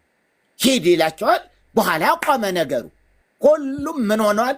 አንገታቸው ላይ ክር አስረዋል። ከዚያ ቆመ። ያንን ሀገረ ስብከቱን ትቶ ወደ ሌላ ሄደ። ምክንያቱስ አስተምሮ አጥምቆ ጨርሷል። ይሄ ማንም የተርከው ነው። ያዕቆብ ዘእልበርዲ የሚባል እንዴት ጀመረው? በዚህ ምክንያት። ዛሬ ላይስ አለ ወይ? ደግሞ የሚጠመቅ ሰው ስላለ ነው ወይ ይሄን የተደረገ ሲባል ሞኝ የተከለው ብልህ አይነቅለውም እንደሚባል ሆኖ ነው እንጂ ይኸው ዘርዓ ያዕቆብ የተከለው እስከ ዛሬ ድረስ ይኸው እንዳለ ማለት ነው። አንዳንዱ ሲሰግድ ባስ ላይ ምናምን ይገርመኛል። ሲሰግዱ በአንጻሩ እንግዲህ በአቅጣጫው በዚያው አቅጣጫ ቤተክርስቲያን ሲኖር ይሰግዳል። ቆይ እናትና አሳያለሁ እያለ እጁ ያማትባል። ግን ቆይ እናትህና አሳያለሁ፣ ስንወርድ አሳያለሁ ይላል። እዛ ስለደረሰ ብቻ በተቀደሰ ሕይወት ሳይሆን እንዲሁ ዝም ብሎ እንዲሁ ባህል ሆነባቸው የሚያደርጉት ነገር ነው። እና ዘርዓ ያዕቆብ ያላመጣብን መከራ ያላመጣብን ኮተት የለም። እሱ የተከለው ነው። ዛሬም ቢሆን ይሄ ሁሉ ያለው እና ከታሪክ አኳያ በኋላም ስለምትሄድበት ነው። ጠላቶች ናቸው የተባለው አይሁዶች ቀበሩት ተባለ። ከ360 ዓመት በላይ እዚህ ኢትዮጵያ ወዳጆች የተባሉ ኢትዮጵያውያን ደግሞ ይኸው ግሸን ማርያም ላይ ቀበሩ። እዚያ ምን ሆኖ ነው? ምን አረገ መስቀሉ? ለምን ቀበሩት አይሁዶች ሲባል ዘደፈኑ አይሁድ ለምን ሲባል እውር ሲያበራ ጎባጣ ሲያቀና በሽተኞች ሁሉን ሲያደርግ እንደ ፀሐይ ያበራ ነበረ። ከሰባት እንግዲህ ያው የተለመደ ነው የድርሳናት ማጋነን። ከፀሐይ 7 እጅ ያበራ ነበረ ይባልለታል። ማን? መስቀሉ። ከዛ በኋላ ይናገርም ነበር። አዎ ይናገር፣ ድምፅ አውጥቶ የሚናገር ጉድጓድ ውስጥ ሆኖ እዚህ ነው የተቀበርኩት ልጆቼ እያለ ይጠራቸው ነበረ። መርጌታ ቀጥል። አንተን ቁጭ አድርጌማ አላወራም። ቀጥል እንዴ። እና እንደሱ ነው። ይሄ አሁን ይሄ ተረት በጣም እኮ ያሳዝናል። ይሄ ነው እውነት ነው ተብሎ የሚነገረው። ለዚህ ነው ወካዕበ አስተብቆ ለዕፀ ቅዱስ መስቀል ጽኑዕ ስልጣን ወኃይል የሚል ድርሰትም የደረሰው እሱ ነው። ጽኑ የሆነ ኃይልና ስልጣን ያለውን ቅዱሱን የእንጨት መስቀልን ዳግመኛ እንለምነዋለን። ይኸው እንለምነዋለን። ማንን? እንጨቱን። ይሄ እንዲሁ የሚገርም ነገር ነው እኮ። ምን ይባላል አሁን ለዚህ? የእንጨት መስቀልን ወካዕበን አስተብቆ ለዕፀ ቅዱስ መስቀል ይህ 4 አይና ነኝ የሚል ሁሉ እስከዚህ እስኪታወር ድረስ ነው የሆነው። አለማመን በጨለማ መሆን ማለት እንዴት እንደሆነ በጣም ይገርመኛል። እኔ በእውነት ያን ሁሉ አንብበን ያ ሁሉ ትምህርት ስንማር እንዴት ሳይገባን ቀረ? አንዳንድ ጊዜ እንዴት ነው ግን ያልገባኝ ይሄ?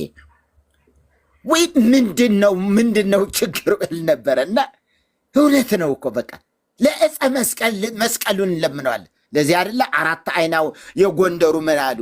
ውሃው የማን ነው? የእመቤታችን። ሽንኩርቱ የማን ነው? የእመቤታችን አይደለም እንዲ ያሉ እኮ።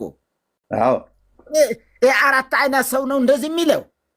አሁን ይሄ ቤተ ክርስቲያኒቱ አለች ነው እኮ የሚባለው። ምክንያቱስ እንዴ ሊቀ ሊቃውንት ነዋ።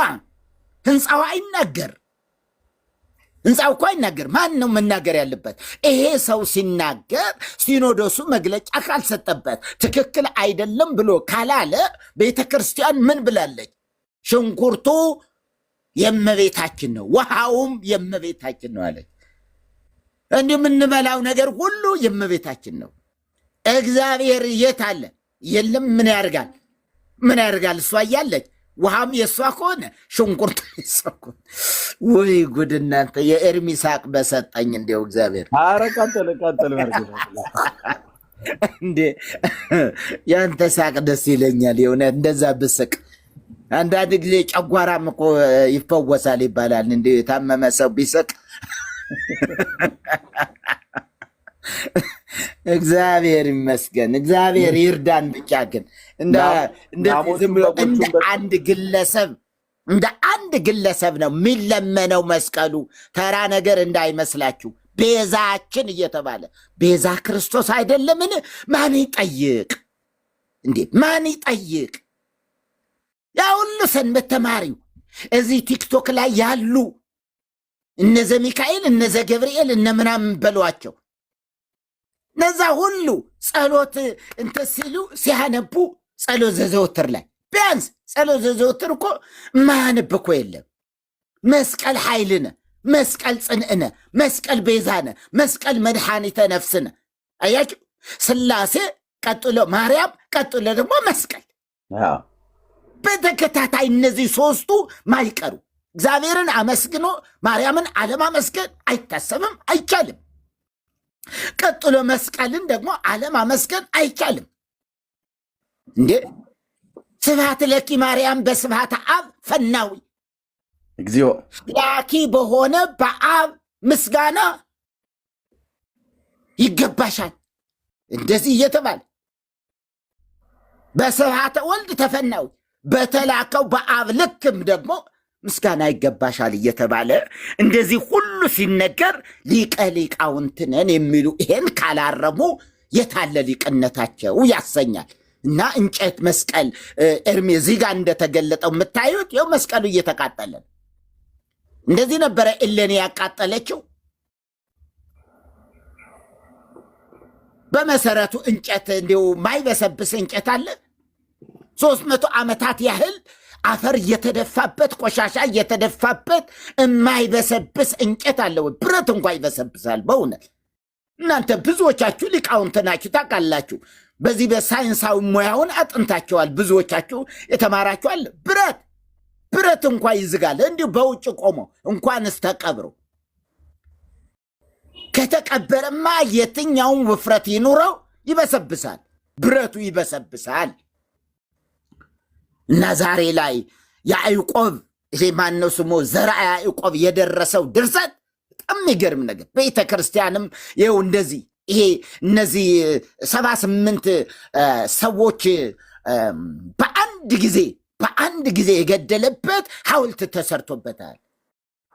አንድ ጊዜ ሐምሌ 6 ላይ ሐምሌ 6 አሁን ያለፈው ሐምሌ ላይ እንዲሁ ልኬልህ ነበር ሐምሌ 6 እዛው ቆሜ ይኸው ይሄ የምታየው እንዲህ ነው ምናምን ነገር ብዬ ልክ የነበረ ምናልባት እንጃ እኔ በኢንተርኔት ምክንያት እንትን ካላለ በስተቀር 70 ስንት ሰዎች እዚያው የታረዱበት ዘርዓ ያዕቆብ ከዛ ብርሃን እዚያ ላይ ስለበቀለ አሁን ሐውልት ሆና በብረት ታጥሮ በክብር ተይዘዋል። ምን ያሉበት ሰዎች የተገደሉበትን ጸረ ማርያም ናቸው ተብሎ የተገደሉበት ለመስቀል አንሰግድም ለማርያም አንሰግድም ያሉትን በመሰረቱ መግደል ክርስቲያናዊ ባህሪ ነው ወይ?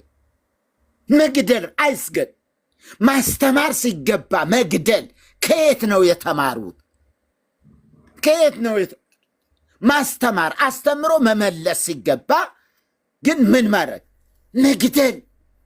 አሰቃቂ በሆነ ግድያ ፕሮፌሰር ጌታቸው ኃይሌ የአዲስ አበባ ዩኒቨርሲቲ እሳቸው አሁን በሕግ አምላክ የሚለውና ደቂቀ እስጢፋኖስ በሚለው መጽሐፋቸው ላይ ያነበባችሁ ሰዎች ካላችሁ ምላስ ሁሉ እየተቆረጠ ኢየሱስ ጌታ ነው ያለው ምላስ ተቆርጧል።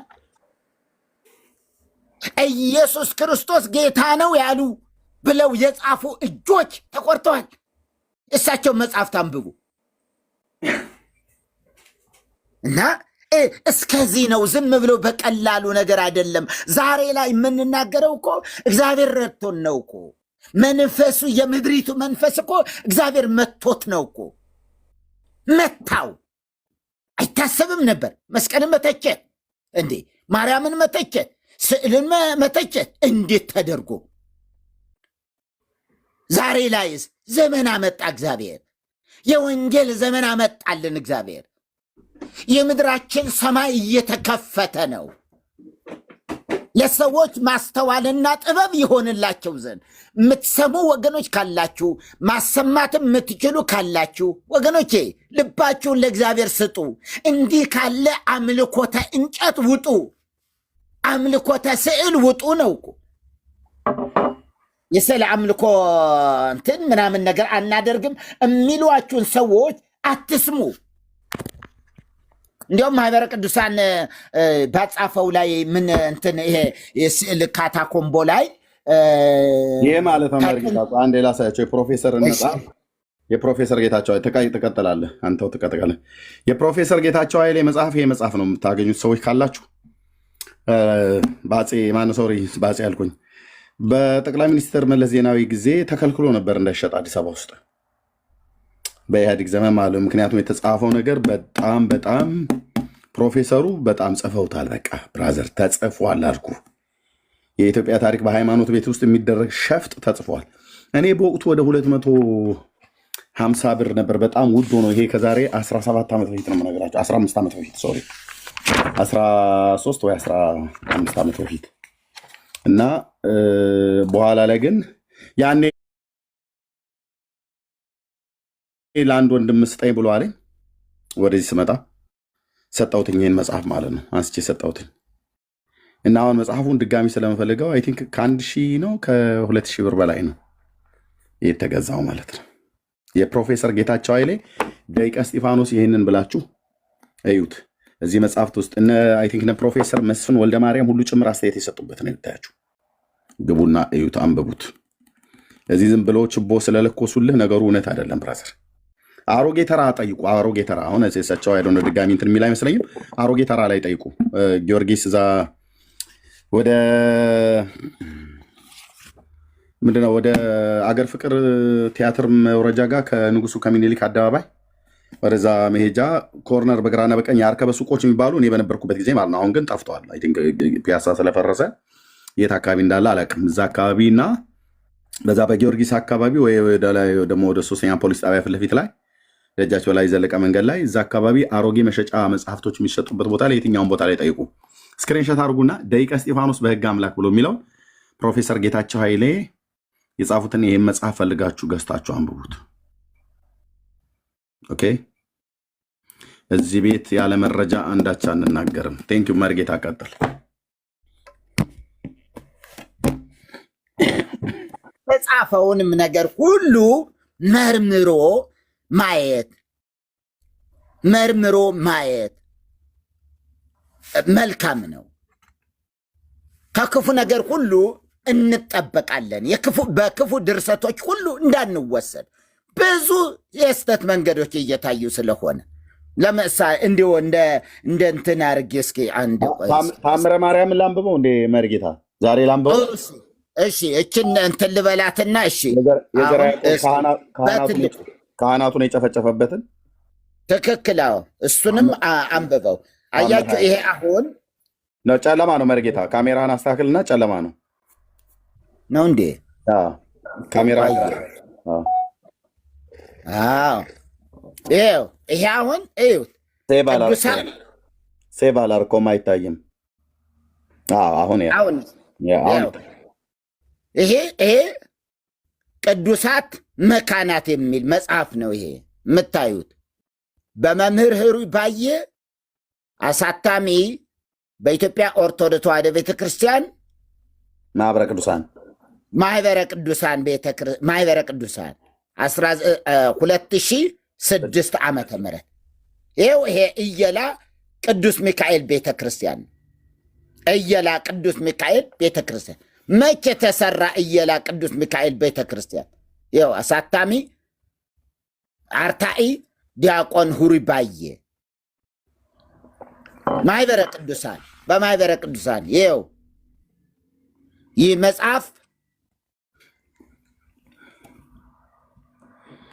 መጽሐፍ በኢትዮጵያ ኦርቶዶክስ ተዋሕዶ ቤተክርስቲያን ማህበረ ቅዱሳን ኦዲቶሪያል ቦርድ ታርሞ ተስተካክሎ የተፈቀደ ነው ይላል። ይኸውላችሁ እና ምን ይላል እዚህ? እየላ ቅዱስ ሚካኤል ቤተ ክርስቲያኑ ይላል።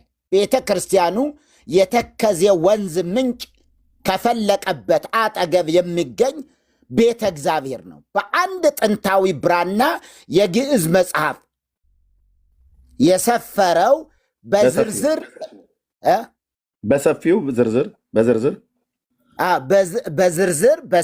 በዝርዝር እንደተጻፈውና ከመዘክር ወራሼህ መጽሐፍ እንዲሁም ከሌሎች ልዩ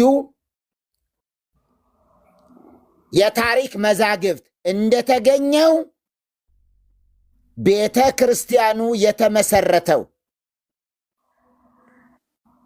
የተመሰረተው ከክርስቶስ ልደት በፊት ልብ በሉ፣ ከክርስቶስ ልደት በፊት 1987 ዓመተ ዓለም በንጉሥ ምኒልክና በንጉሥ ዛጉዌ መሆኑ ይነገራል። መርጌታ ቆይ 987 እኮ ማለት ንጉሱ ሰለሞን በእስራኤል ላይ የነገሰው ከ97 እስከ 930 ቅድመ ልደተ ክርስቶስ ነው። ይሄ ቤተክርስቲያን ተሰራ የሚባለው ንጉሱ ሰለሞን በስልጣን ላይ በነበረበት ጊዜ ነው። የዛሬ 3000 ዓመት ማለት ነው። ይኸው 3000 ዓመት ያስቆጠረች ቤተክርስቲያናችን የሚባለው ታዲያ አይደል? ቤተክርስቲያን ነበረችው የ3000 ዓመት ላይ። አሁን መርጌታ ጥያቄው ወደ አንተ ይዞራል። እነሱ የኦርቶዶክሷ ምናባዊት ዝም ብሎ የሚተረክላት ነበረች። ክርስቶስ ሳይኖር ቤተክርስቲያን ነበረች። ውሸት። አያችሁ፣ በዚህ ሁሉ ነው። ይህ እንግዲህ ኦዲተሪያል ማህበረ ቅዱሳን በጣም ኦዲተሮች ያሉበት ማህበር ነው። ግን እየላ ቅዱስ ሚካኤል ይሄ ቤተ ክርስቲያን የተሰራው መቼ ነው ማለት ነው? ይሄው ብዙ ጉድ ነው እኮ ያለው። መስማት ከቻላችሁ ልባችሁ እንትን ካለ በጣም ብዙ ነገር ነው። እና ኤርምዬ ወደ ተአምረ ማርያሙ ሂድ።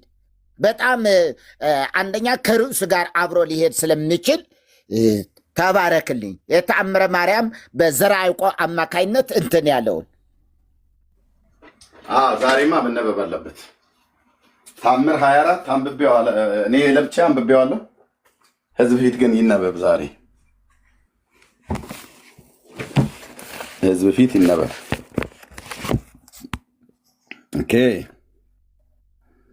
የዚህ ቤት ልማድ ነውና መረጃ ይዞ ማውራት። ኦኬ በወርኃ የካቲት 2ኛው ቀን ነው አይደለ? እነዚህ አባ እስጢፋኖስ እና ተከታዮቻቸው የተገደሉት። አዎ እውነት ነው። ገድላቸውም አለ። አሁን የካቲት 2 ማለት ነው። እሺ ይሄኛው ታምር 24 ላይ አለ። በዚህ በ1985 ዓ ም የታተመው በትንሣኤ ዘጉባኤ መታወት የታተመው ታምረ ማርያም ላይ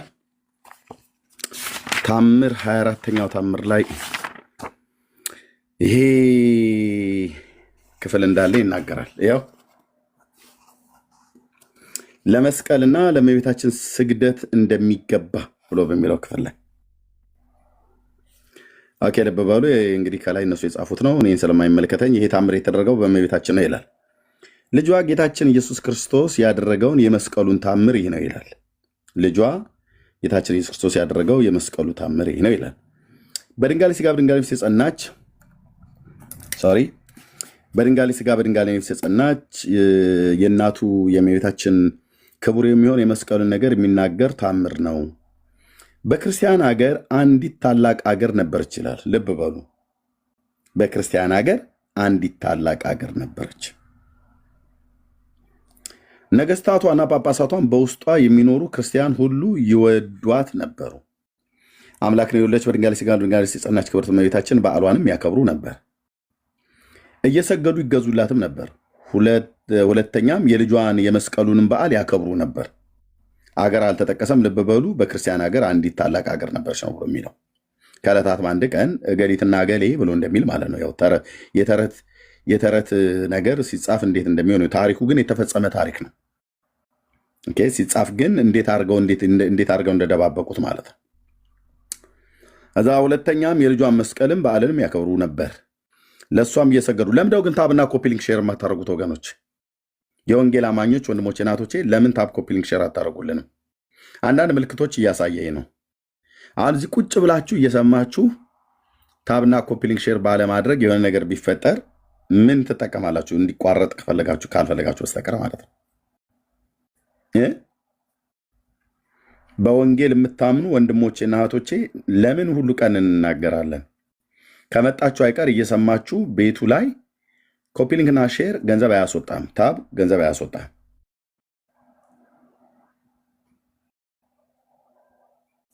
ቴንኪው። ተባረኩ እህቶቼና ወንድሞቼ ተባረኩ። ኦኬ ለእሱም እየሰገዱ ይገዙለት ነበር፣ እጅም ይነሱት ነበር። ያድነናል ብለው አምነው ይሸከሙት ነበር። ምኑን? እንጨቱን ማለት ነው፣ መስቀሉን። ያድነናል ብለው ይሸከሙት ነበር። ኦኬ በዛችም ሀገር ሐሳዊ መሲህን የመሰለ በስም ክርስቲያን ነኝ የሚል ጽኑ ከሃዲ ተነሳ። ልብ በሉ፣ እኚህ አባት ናቸው። ጽኑ ከሃዲ ተነሳ። ሰውየውም ቄስና መነኩሴ ነኝ ይል ነበረ። አይደለም፣ ቄስ እኮ ናቸው፣ መነኩሴ ናቸው። አባ እስጢፋኖስ ማለት ነው።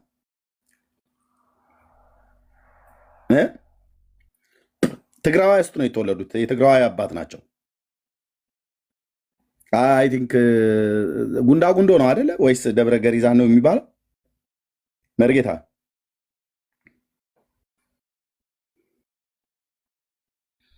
መርጌታ ዞር ብለሃል። ማይከ ሚዩት ነው ያወራከው ነው። ጉንዳ ጉንዲ እኚህ አባት ናቸው። ልብ በሉ። ሰውየውም ቄስና መነኩሴ ነኝ ይል ነበር። ጉንዳ ጉንዴ። እሺ በስራው ግን ፍጹም አይሁዳዊ ነበር፣ የዲያብሎስም የግብር ልጅ ነበረና። ያም ከሃዲ አይሁዳዊ የሚሆን እኔ ለማርያም አልሰግድም ለልጇን መስቀልም አልሰግድም አለ። መነኩሴው ናቸው እንዲህ ያሉት። ልብ በሉ። ለብዙ ሰዎችም ከውሾች ሬሳ ይልቅ የሚያጸይፍን ይህንን ጥፉ ትምህርቱን አስተማራቸው። ለማን? ለመስቀልና ለማርያም አትስገዱ ብሎ የሚል ትምህርት አስተማረ። ይህ መቼን የተደረገው ወንድሞች እናቶቼ? የዛሬ 540 ነው 550 ዓመት አካባቢ ማለት ነው። ኢትዮጵያ ውስጥ የተደረገ ሰሜን ሸዋ ደብረ ብርሃን ላይ የተደረገ ነገር ማለት ነው። ኦኬ አስተማራቸው። ያ ጽኑ ከሃዲም እኔ ከምዕመናን ያን ጽኑ ከሃዲ ግን ከምዕመናን ለዩት። ጌታችን ኢየሱስ ክርስቶስም ከተሰደደበት ሀገር በድንጋሌ ሥጋ በድንጋሌ ነፍስ የጸናች ክብርት በእመቤታችን አማላጅነት ለክርስቲያን መማፀኛ በሆነ በከበረ መስቀሉ ኃይልንም አጠፋው። ከዚህም ከርጉም ጽኑ ከሃዲና ከሰይጣን ልጅ ኋላ የቀሩትንም ልጆቹን ለድንግል ማርያም ለልጇ መስቀልም አንሰግድም አሉ። ጥፉ ክፉ ትምህርት በሚሆን በትምህርታቸው ብዙ አመኑ። ንጉሱና ባላገሩ ሁሉ ሰዎችም ሁሉ ሰምተው ፈጽመው አዘኑ። ጌታችንም የእነዚህ ከሃዲዎችን አይሁዶች ጥፋታቸውን አሳየን እያሉ በፍጹም አልቅሰው ወደ እግዚአብሔር አመለከቱ። ንጉሳችን ዘራ ያዕቆብም ይሄ ሰውዬ ማለት ነው፣ ልብ በሉ። ንጉሳችን ዘራ ያዕቆብም ከዳተኞቹ የሚሆኑ እነዚህን ሰበሰባቸው። በድንጋሌ ሥጋ ድንጋሌ ለጸናች ለእመቤታችን የሚገዙ ክርስቲያኖች ወገኖችን ሁለተኛ ሰበሰባቸው። ለክርስቲያንም ረዳት ለሆነው ለልጇ መስቀልም የሚሰግዱትንም ክርስቲያኖች ወገኖችን ንጉሱ ከዳተኞች አይሁድን አምላክን በወለደች በድንጋሌ ሥጋ በድንጋሌ ነፍስ በጸናች በክብርት እመቤታችን በመለኮት ደም ቀብቶ ለከበረ ልጇ መስቀል አንሰግድ ማለታችሁ ለምንድን ነው አሏቸው። ንጉሱ አፄ ዘርዓ ያዕቆብ ማለት ነው። እነዛ መነኮሳትና ካህናት እነዚህ ከዳተኞቹም አይሁድ አሁን እኛስ ለልጇ መስቀልና በድንጋሌ ሥጋ በድንጋሌ ነፍስ ስለጸናች ለማርያም አንሰግድም አሉ። የክርስቲያንም ወገኖች አምላክን የወለደች በድንጋሌ ሥጋ በድንጋሌ ነፍስ ስለጸናች ለክብርት እመቤታችንና ለልጇ መስቀል አንሰግድም ማለታችሁ ከመጽሐፍት አግኝታችሁት ነውን ወይስ ከራሳችሁ አንቅታችሁ ነው አሏቸው።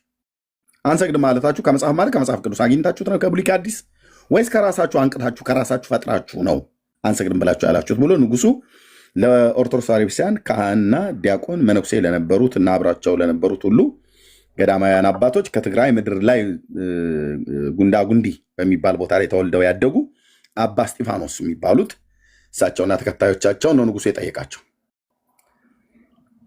እሺ አንቅታቸው ነው አሏቸው። እነዚህም ከዳተኞች መምህራችን እንዳስተማረ ነው አሏቸው። የክርስቲያንን ማህበር በአፋቸው እኛ ክርስቲያንን ለሚሉ ለነዚህ ሞት ይገባቸዋል እያሉ ይሙቱ በቃ ብለው ፈረዱባቸው። አዲስ ኪዳን ላይ ማለት ነው። ይሙቱ ግደላቸው ንጉሱ ብሎ ማለት ነው። እንደዚህ ያሉ ፈረዱባቸው። ከሳቸውም ቀሳውስት ነን የሚሉት ነበሩ። ከሳቸውም በስም ዲያቆናት ነን የሚሉ ነበሩ። ስራቸው ግን በልቦናን የሚያሳዝን የአይሁድ ስራ ነው። መርገምን ለተሞሉ ለእነዚህ ሞት ፍርድ ይገባቸዋል። ንጉሱም አፍንጫቸውን ምላሳቸውን ቁረጣቸው ብሎ አዘዘ። ኢትዮጵያ ውስጥ የተደረገ የዛሬ 500 ዓመት ይሄን ደም አትከድነውም አልኩ። ይሄን ደም አትከድነውም፣ አፍንጫቸውና ምላሳቸውን ቁረጧቸው ብሎ አዘዘ። ለምን? ለማርያም ስዕልና ለመስቀሉ አንሰግድም ብለው ስላሉ። እዛ ሌሎችም ይፈሩ ዘንድ ቆረጧቸው። እንደነዚህም ሆኖ እነዚህ ከዳተኞች የስራቸውን ክፋት አልተውም ነበር። ምላሳቸው ተቆረጠ ማለት ነው። ከዚህም በኋላ የክርስቲያን ወገን ተሰብስበው እነዚህ ከዳተኞች አይሁድ ምላሳቸውና አፍንጫቸውን ብቻ በመቁረጥ ለምን ተዋችኋቸው አሉ። አግባብስ በድንጋይ ወግረው ሊገድሏቸው ይገባ ነበር። በድንጋሌ ሥጋ በድንጋሌ ስለጸናች ለእመቤታችንና ለልጇ መስቀል አንሰግድም ብለዋልና ምላሳቸው መቁረጥ ብቻ አይደለም በድንጋይ ቀጥቅጣችሁ ልንገድላቸው ይገባል ብለው ክርስቲያኖች ነን ብለው የሚሉ በኢትዮጵያ ኦርቶዶክስ ቤተክርስቲያን ውስጥ የነበሩ የተደረገ ታሪክ ነው። ባይዘው ይሄ ውሸት የሆነ ታሪክ አይደለም። ደብረ ብርሃን ከተማ ላይ የእነዚህ ቅዱሳን ሰዎች ደማቸው ፈሷል ያለ አግባብ ለማርያም ስዕልና ለመስቀል አንሰግድም ብለው ያሉ። ይሄ መስቀል ደመራ ተብሎ የሚባለው ሁሉ የሚከበረው ከዛ በኋላ ነው። ወንድሜ ልብ ብለህ ስማኝ። መቼን የመጣው ታሪኩ ብዬ ስጠይቅ ዝም ብሎ አይደለም። አንዳቸውም የኦርቶዶክሳውያን ካህናት እኛ ፊት ቆመው ይህንን ሊያስተባብሉት አይችሉም። ገብተው ሊሰድቡ ይችላሉ። ጎረምሶች ልከው ሂዱና ስደቧቸው ብለው ሊልኩ ይችላሉ። ኦኬ። በዚህ ኖራት ስሙ አባ ማቴዎስ የሚባል የእስክንድሪያው ሊቀ ጳጳሳትን መልክተኞችን በኢትዮጵያ ሀገር ነበሩ። እነዚህ መልክተኞች 3 ነበሩ። አንዱ ግን ሹመቱ ከቅስና ማዕረግ የሚበልጥ ቆሞስ የተመረጠ መነኩሴና ጸሎትና ጾምን የሚወድ ሽማግሌ ነበር። የአዲስና የብሉይ ኪዳን መጽሐፍትን የሚያውቅ ነበር። ሁለተኛውም በምንኩስና ያለ ዲያቆን የተመረጠ ሽማግሌ መጽሐፍትን የሚያውቅ ነበር። ሶስተኛውም ዲያቆን ነበር። ከሊቀ ጳጳስም ተልከው ከምስርም ሹም ከግብፅ ንጉስ ማለት ነው ከምስሩ ሹም ታዘው ለኢትዮጵያ ንጉስ ለአፄ ዘርዓ ያዕቆብ ደስ የሚያሰኝ የምስራች ይነግሩት ዘንድ የመጡ ነበሩ። የምስር ሹም ያው የግብፅ ማለት ነው ምስር የምትባለው በግብፅ ሳሉ ክርስቲያን የፈረሰ አብያተ ክርስቲያናቸውን ይሰሩ ዘንድ አሰናብተዋቸው ነበርና ያረጁትንም ያድሱ ዘንድ ከሳቸውም ጋር እጅ መንሻ 3 ታቦታትን ከሊቀ ጳጳሱ ለንጉሱ አመጡለት። በወርቅ የተሰራች የእመቤታችንን ስዕል በሕፃንነት ሳለ ከልጇ ጋራ ወደ ደብረ ቁስቋም እንደሄደች አድርገው አመጡለት። ስዕሉ ማለት ነው። በወርቅ የተሰራ የወልደ እግዚአብሔር የስቅለቱን ስዕልና በወርቅ የተሰራ የመላእክትን አለቃ የቅዱስ ሚካኤልን ስዕል ብዙ ቅባ አሜሮንም አመጡለት። ኖ ኖ ኖ ኖ ታቦተ ሚካኤል እና ታቦተ ማርያም ነው የመጣው በመጽሐፈ ጤፉት ላይ እንዲህ ናትና ይላሉ የኢትዮጵያ ሴቶች። ይኸው መጽሐፈ ጤፉት ላይ ታቦት ነው መጣ ብለው የሚሉ ታቦተ ሚካኤልና ታቦተ ማርያም እናም ደግሞ የማርያም ስዕልና የመድኃኔ ዓለም ስዕል ዮሐንስ ሳያለው የተባለው እሱ ነው የመጣው። ታቦቱን የተዉት የተተወ ታቦቱ ታምረ ማርያም ላይ ታቦቱን ሳይሆን ስዕሉን አመጣ ይላሉ። እሺ ቅባ ሜሮን ከዛ አመጡለት። የግብፅ ወገኖች የሊቀ ጳጳሳት መልክተኞችን ወደዚህ ለልጇ መስቀል ለእመቤታችን አንሰግድም በሚሉ ንጉሱ በሳቸው ይፈርድባቸው ዘንድ አላቸው። እነዚህን ከሃዲያን ሊቀ ጳጳሳት መልክተኞችንም ጠይቋቸው፣ ካህናትንም ከተሰበሰቡት ዘንድ በመምህራንም በአንብሮተ እድ የሚሾሙም ሰራዊትን ሁሉ በተሰበሰቡበት ቦታ ለልጇ መስቀልና በድንጋሌ ስጋ በድንጋሌ ነፍስ በጸናች ለእመቤታችን ክርስቲያንን ስትሉ ለምን አንሰግድም ብላችሁ አላችሁ አለና ጠይቃቸው። ንጉሱ በድንጋሌ ስጋ በድንጋሌ ነፍስ የጸናች የክብርት እመቤታችን አምላክን እንደወለደች አታውቁምን? ለልጇ መስቀል ስለምን አትሰግዱ? የንጉሱ ጥያቄ ነው። ክርስቶስ በሱ ላይ እንደተሰቀለ አታውቁምን? በመስቀሉ ድህነታችን እንደተደረገ አታውቁምን? እነዚህ ከሃዲያንስ እኛ ለልጇ መስቀልና ለማርያም አንሰግድም አሉ። አባ እስጢፋኖስና ተከታዮቻቸው ማለት ነው። እነዚህ ከሃዲያን በድንጋይ ይወግሯቸው ዘንድ ወግረውም ይፈርዱባቸው ዘንድ የአፍግሪና ሰዎችና የቁስጥንጥንያም ሰዎች የሶሪያ ሰዎችም በዚህ ከሃዲያን በድንጋይ ይወግሯቸው ዘንድ ወግረውም ፈረዱባቸው። ከዚያ ቦታ ሁሉ ነበሩና ደብረ ብርሃን ላይ ነው የተደረገው። በድንጋይ ቀጥቅጠው ነው የገደሏቸው ኢትዮጵያውያንን። ያም የኦርቶዶክስ ቤተክርስቲያን ዲያቆን፣ ካህናት፣ መርጌቶች እና መነኮሳት የነበሩ ማለት ነው። የክርስቲያን ማህበር ሁሉ በድንጋይ ወግረው ሊሞቱ ይገባል አሉ። ክርስቲያን ሰው ግደሉ ብሎ ሲል ይታይ ለማርያም ስዕልና ለመስቀሉ አንሰግድም ብለው ላሉት የክርስቲያን ማህበር እንዳዘዛቸው የተደረገውን አደረጉ። ገደሏቸው። በየካቲት 2 ቀን ቅድም ያልኩት ይሄ ነው ማለት ነው። ያላችሁ በየካቲት 2 ቀን በዕለተ ዓርብ ወግረው ገደሏቸው። ደብረ ብርሃን ማለት ነው። ደብረ ብርሃን ላይ ነው የተደረገው። ከዛስ ከአይሁድ ጋር በአንድ በሚሆን እነዚህ ከሃዲያኑ ከወገሯቸው ወዲህ 38 ቀን በሆነው ጊዜ በድንጋሌ ስጋ በድንጋሌ ነፍስ በጸናች ክብርት እመቤታችን ስለከበረ መስቀልና የክርስቶስን መስቀል በሚከበርበት በመጋቢት 10 ቀን ሰኞ ሌሊት እግዚአብሔር ድንቅ ታምር አደረገ። የት? ደብረ ብርሃን። በንጉሱ ድንኳን ላይ ፍጹም ብርሃን ወጥቶ እንደ ጎርፍ ፈሰሰ። ከንጉሱም ከተማ ጀምሮ ከሩቅ አውራጃ ሁሉ ጎረፈ። ያም ብርሃን በአብያተ ክርስቲያናት ላይ በልብሳቸውም ዘንድ በውስጠኛውና በመጋረጃው በውጨኛው ባህር መጋረጃ ላይ በበዓል በሚከበርበት መጋረጃ ላይ ተቀመጠ።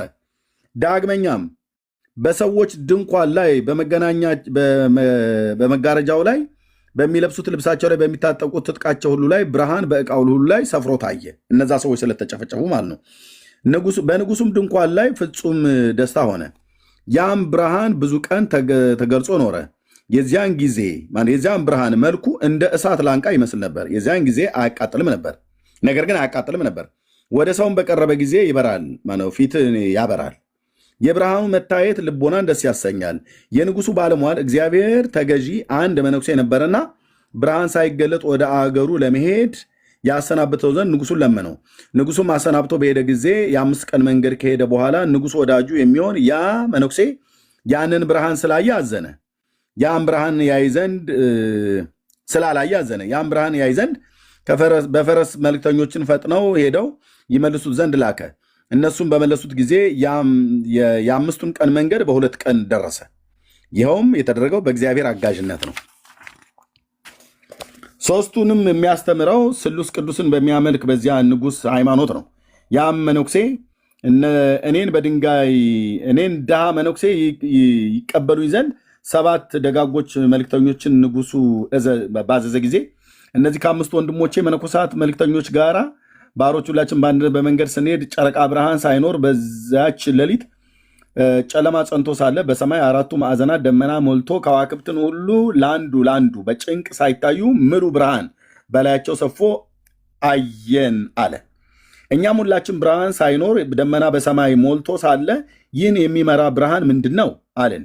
ይህም ብርሃን ከወጣበት አላወቅንም። ታላላቅ ተራሮችም በዚያ ፈሳሽ ውሃ በፊቱ ነበሩና ከጥልቁም ውሃ ፈሳሽ ገብተን መሄድን በተሳነን ጊዜ ሀጥ ነዳይ የመሆን እኔ ወንድሞቼን መነኮሳትን 7 ታላላቆች የንጉሥ መልእክተኞችን ጫፉ ወደ ሰማይ የሚደርስ እንደ ፀሐይ ብርሃን ጥሩ ነው እንጂ በብርሃኑ ላይ ጢስ ያልተቀላቀለ ቀለበት የእሳት ምሰሶ አየን። ሁላችን በአንድ ጊዜ በአንድነት ይህ ደግ ተአምር ባየን ጊዜ ቁመቱ ሰማይ የሚደርስ ይህ እሳት ምንድን ነው አልን። ወይም የትልቁ ንጉሥ አዳራሽ ተቃጠለ አልን። ስለዚህም እኔ ድሃ መነኩሴ ደነገጽሁ። ጌታዬ በከተማ ውስጥ የወረደውን ብርሃን አይ ዘንድ ለደስታ ጠራኝ አለው። ዛሬ ግን አዝናለሁ፣ በከተማው ትልቅ እሳት ተነስቷልና። ይህንም የተናገርኩት ምድራዊ እሳት ስለመሰለኝ ነው። ትልቅ የእሳት ምሰሶ እኔ እንዳየሁት ወንድሞቼ መነኮሳትም እንዳዩት የንጉሱ መልእክተኞችም ከእሳቸው ጋር ያዩት ዘንድ እግዚአብሔር ስለዚህ ነገር ምስክሬ ነው። ብርሃኑንም ይመራን ነበር። ከዚያም ንጉሥ ከተማ ውስጥ በደረሰን ጊዜ ያ የብርሃን ምሰሶ ተሰወረ። የዚያም መነኩሴ ወዳጅ ያ ንጉሥ ግን ያን መነኩሴ ይመልሱት ዘንድ መልእክተኞችን ከመላኩ አስቀድሞ በስዕሏ ፊት ቆሞ እመቤቴ ሆይ ወዳጄን መነኩሴ በመንገድ ክፉ ነገር ሳያገኘው አድርሹ እያለ ለመናት። ወደ ስዕል መለመን የተጀመረ ያኔ ነው። ልብ በልና ሰማኝ። አፄ ዘርዓ ያዕቆብ ነው ስዕል ላይ ቆሞ ይሰግድ የነበረው ማለት ነው፣ ይጸልይ የነበረው እና ከዛ በፊት የለም። በኢትዮጵያ ኦርቶዶክስ ክርስቲያን ታሪክ ውስጥ አይታወቅም ለስዕል ከዛ በፊት የሰገደ ወደ ስዕል ዞሮ የጸለየ። ኦኬ ከዛ ድርሹ ብሎ ለመናት። ጊዜውም ጨለማ ሲሆን መንገዱን ወጣ ገባ ሲሆን ሌሊትም አምጥተው ወደ እኔ ያደርሱ ዘንድ አዝዣለሁና በመዓልትም እንኳን ያንን መንገድ በጭንቀት ነበር የሚሄዱት። በሌሊት ወደ እኔ ያመጡት ዘንድ ቸኩያለሁ። ያዘዙትን ሁሉ ተአምር ነግረው ዘንድ ነው። በድንጋሌ ሥጋ በድንጋሌ ነፍስ የጸናች ክብርት እመቤታችንም የዚያን ንጉሥ ልመናውን ተቀበለችው፣ ስለለመናት ማለት ነው። ከ5 ወንድሞቹ መነኮሳትና ከታላላቁ ንጉሶቹ መልእክተኞች ከባሮችን ጋራ ያን መነኩሴ ካለበት ዘንድ ብርሃኑ እስኪደርስ ድረስ የእሳት ምሰሶ በከተማ ውስጥ ተገለጠላቸው። የዚያንም የእሳት ምሰሶ ብርሃን እየመራቸው ወደ ከተማ ደረሱ። ንጉሱም ይህን ነገር እውነት ነውን ብሎ ጠየቃቸው። ከ5ቱ መነኮሳት ጋራ የእሳት ምሰሶን እንዳየ ምስክራቸው ከእግዚአብሔር ነውና አዎን እውነት ነው አሉት። ወደ ከተማውም እስክንደርስበት ብርሃኑ ተመራን። ከሌሎችም ሰዎች ጋራ የተከተሉን 7ቱ መልእክተኞች መነኮሳትን እንዳዩ እኛም ያንን የእሳት ምሰሶ አየን አሉት። ጌታቸውም ከመነኮሳቱ ጋር ወደ ከተማ እስክንደርስ ድረስ ብርሃኑን ተመራን፣ ያየኑን አየን እንዳልን በዚህም ነገር እግዚአብሔር ምስክራችን ነው። ጌታችን ኢየሱስ ክርስቶስ ያደረገው ይህን ደገኛ ተአምር ንጉሱ ሰምቶ በድንጋሌ ሥጋ በድንጋሌ ነፍስ በጸናች ስለ እናቱ ማርያም ስለ መስቀሉ ክብር የእሳት ምሰሶ በሰማይ በማሳየት ደስ አለው። ስለዚህም ነገር በድንጋሌ ሥጋ በድንጋሌ ነፍስ በጸናች ከክብርት እመቤታችን ጋር እግዚአብሔርን አመሰገነ። ከዚህም በኋላ ንጉሱ በድንጋሌ ሥጋ በድንጋሌ ነፍስ የጸናች ስለ ክብርት እመቤታችን ስለ ልጇ መስቀል ክብር የወረደውን ያንን ብርሃን ከባልንጀሮቹ መነኮሳት ጋር ከመንገድ ተመልሰው ለዚያ መነኩሴ ያሳዩት ዘንድ አዘዘ። ንጉሱም ያዘዛቸውን ሰዎች እነዚህ መነኮሳት ወስደው 2ኛ ቀን ብርሃን ከወረደ ጀምሮ መጋቢት 10 ቀን ሐሙስ ሌሊት በዶሮ ጩኸት ወደ ቤተክርስቲያን አገቧቸው። በመነኮሳቱ ፊት የተሰበሰበው ልብስ ይህ ብርሃን ያቃጠለው መስሎት ነበር። ብርሃኑ እንደ እሳት ላንቃ ከዚያ ልብስ ላይ ሆኖ ታየ። ለዚያም ብርሃን የሚቃጠል ዋዕይ አልነበረውም። መነኮሳቱን ባዩ ጊዜ ፈጽመው አደነቁ፣ ፈጽመው ደስ አላቸውና በምድር ላይ ወድቀው ሰገዱ። በድንጋሌ ሥጋ በድንጋሌ ነፍስ የጸናች ክብርት እመቤታችን ክብርና ስለ መስቀሉ ክብር ስለ ለመለመ ደሙም ቦግ እንደሚል እንደ ነደ እሳት ብርሃን ያሳየ ወልደ እግዚአብሔርን አመሰገኑት ብሎ ካለ በኋላ ይጨርሳል ማለት ነው። ከተማ የተባለ የት ነው ብላችሁ ካላችሁ ደብረ ብርሃን። በዓላማ የምትሄዱ ሰዎች ካላችሁ ሂዱና ደብረ ብርሃን ስላሴ ውስጥ አለ። ከደብረ ብርሃን ስላሴ እንደዚህ ሆኖ የንጉሱ የአፄ ዘርዓ ያዕቆብ ቤተመንግስት ደግሞ እንደዚህ አለ፣ እዛው ጋር ቅርብ ነው። ደብረ ብርሃንን ስለማውቀው ማለት ነው። ጠባሴን መድኃኔዓለም ነበርኩ። እታች ገበያው ጋም ደብረ ብርሃን የምታውቁት ጊዮርጊስ ቤተክርስቲያን ነበርኩ የተወሰነ ጊዜ። በተለይ ግን ስላሴ ቦታ ስለታጣ በወቅቱ የነበሩት የኔታ ኤፍሬም የሚባሉ ነበሩ። ጠባሴ መድኃኔዓለም ቆይቻለሁ። ማዶም ከወንዙ ማዶ ማነች ማን ማርያም የምትባል ቤተክርስቲያን ነበረች። እዛም የተወሰነ ጊዜ ቆይቻለሁ ማለት ነው። ብዙም ሳልቆይ ግን ወደ እንዶዴ ሚካኤል በረህት አውራጃ ውስጥ የኔታ ዳንኤል የሚባሉ ጋር እዛ ሄጃለሁ። በደንብ ነው ያየሁትኝ። የንጉሱ ቤተ መንግስት እዛ አለ። ይሄ ከተማ የተባለው ደብረ ብርሃን ከተማ ውስጥ ነው እነዚህ ሰዎች የተሰዉት። መቼ? የካቲት 2 ቀን። ለምን? ለማርያም ስዕልና ለመስቀሉ አንሰግድም ብለው ስላሉ። ለማርያም ስዕልና ለመስቀሉ በኢትዮጵያ ኦርቶዶክስ ቤተክርስቲያን ውስጥ መሰገድ የጀመረው መቼ ነው? አፄ ዘርዓ ያዕቆብ ወደ ንግስና ከመጣ ጊዜ ጀምሮ ማለት 500 ዓመት። የት አለ?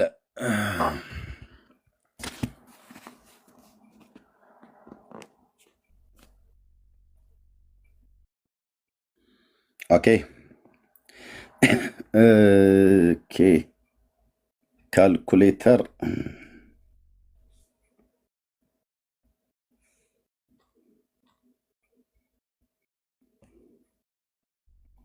አንዴ ጠብቁኝ። ኦኬ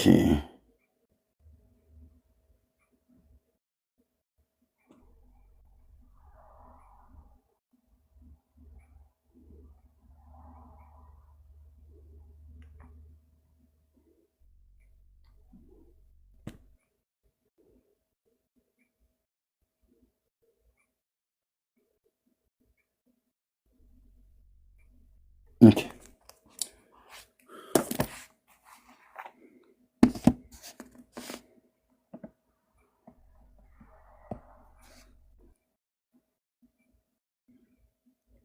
ካልኩሌተር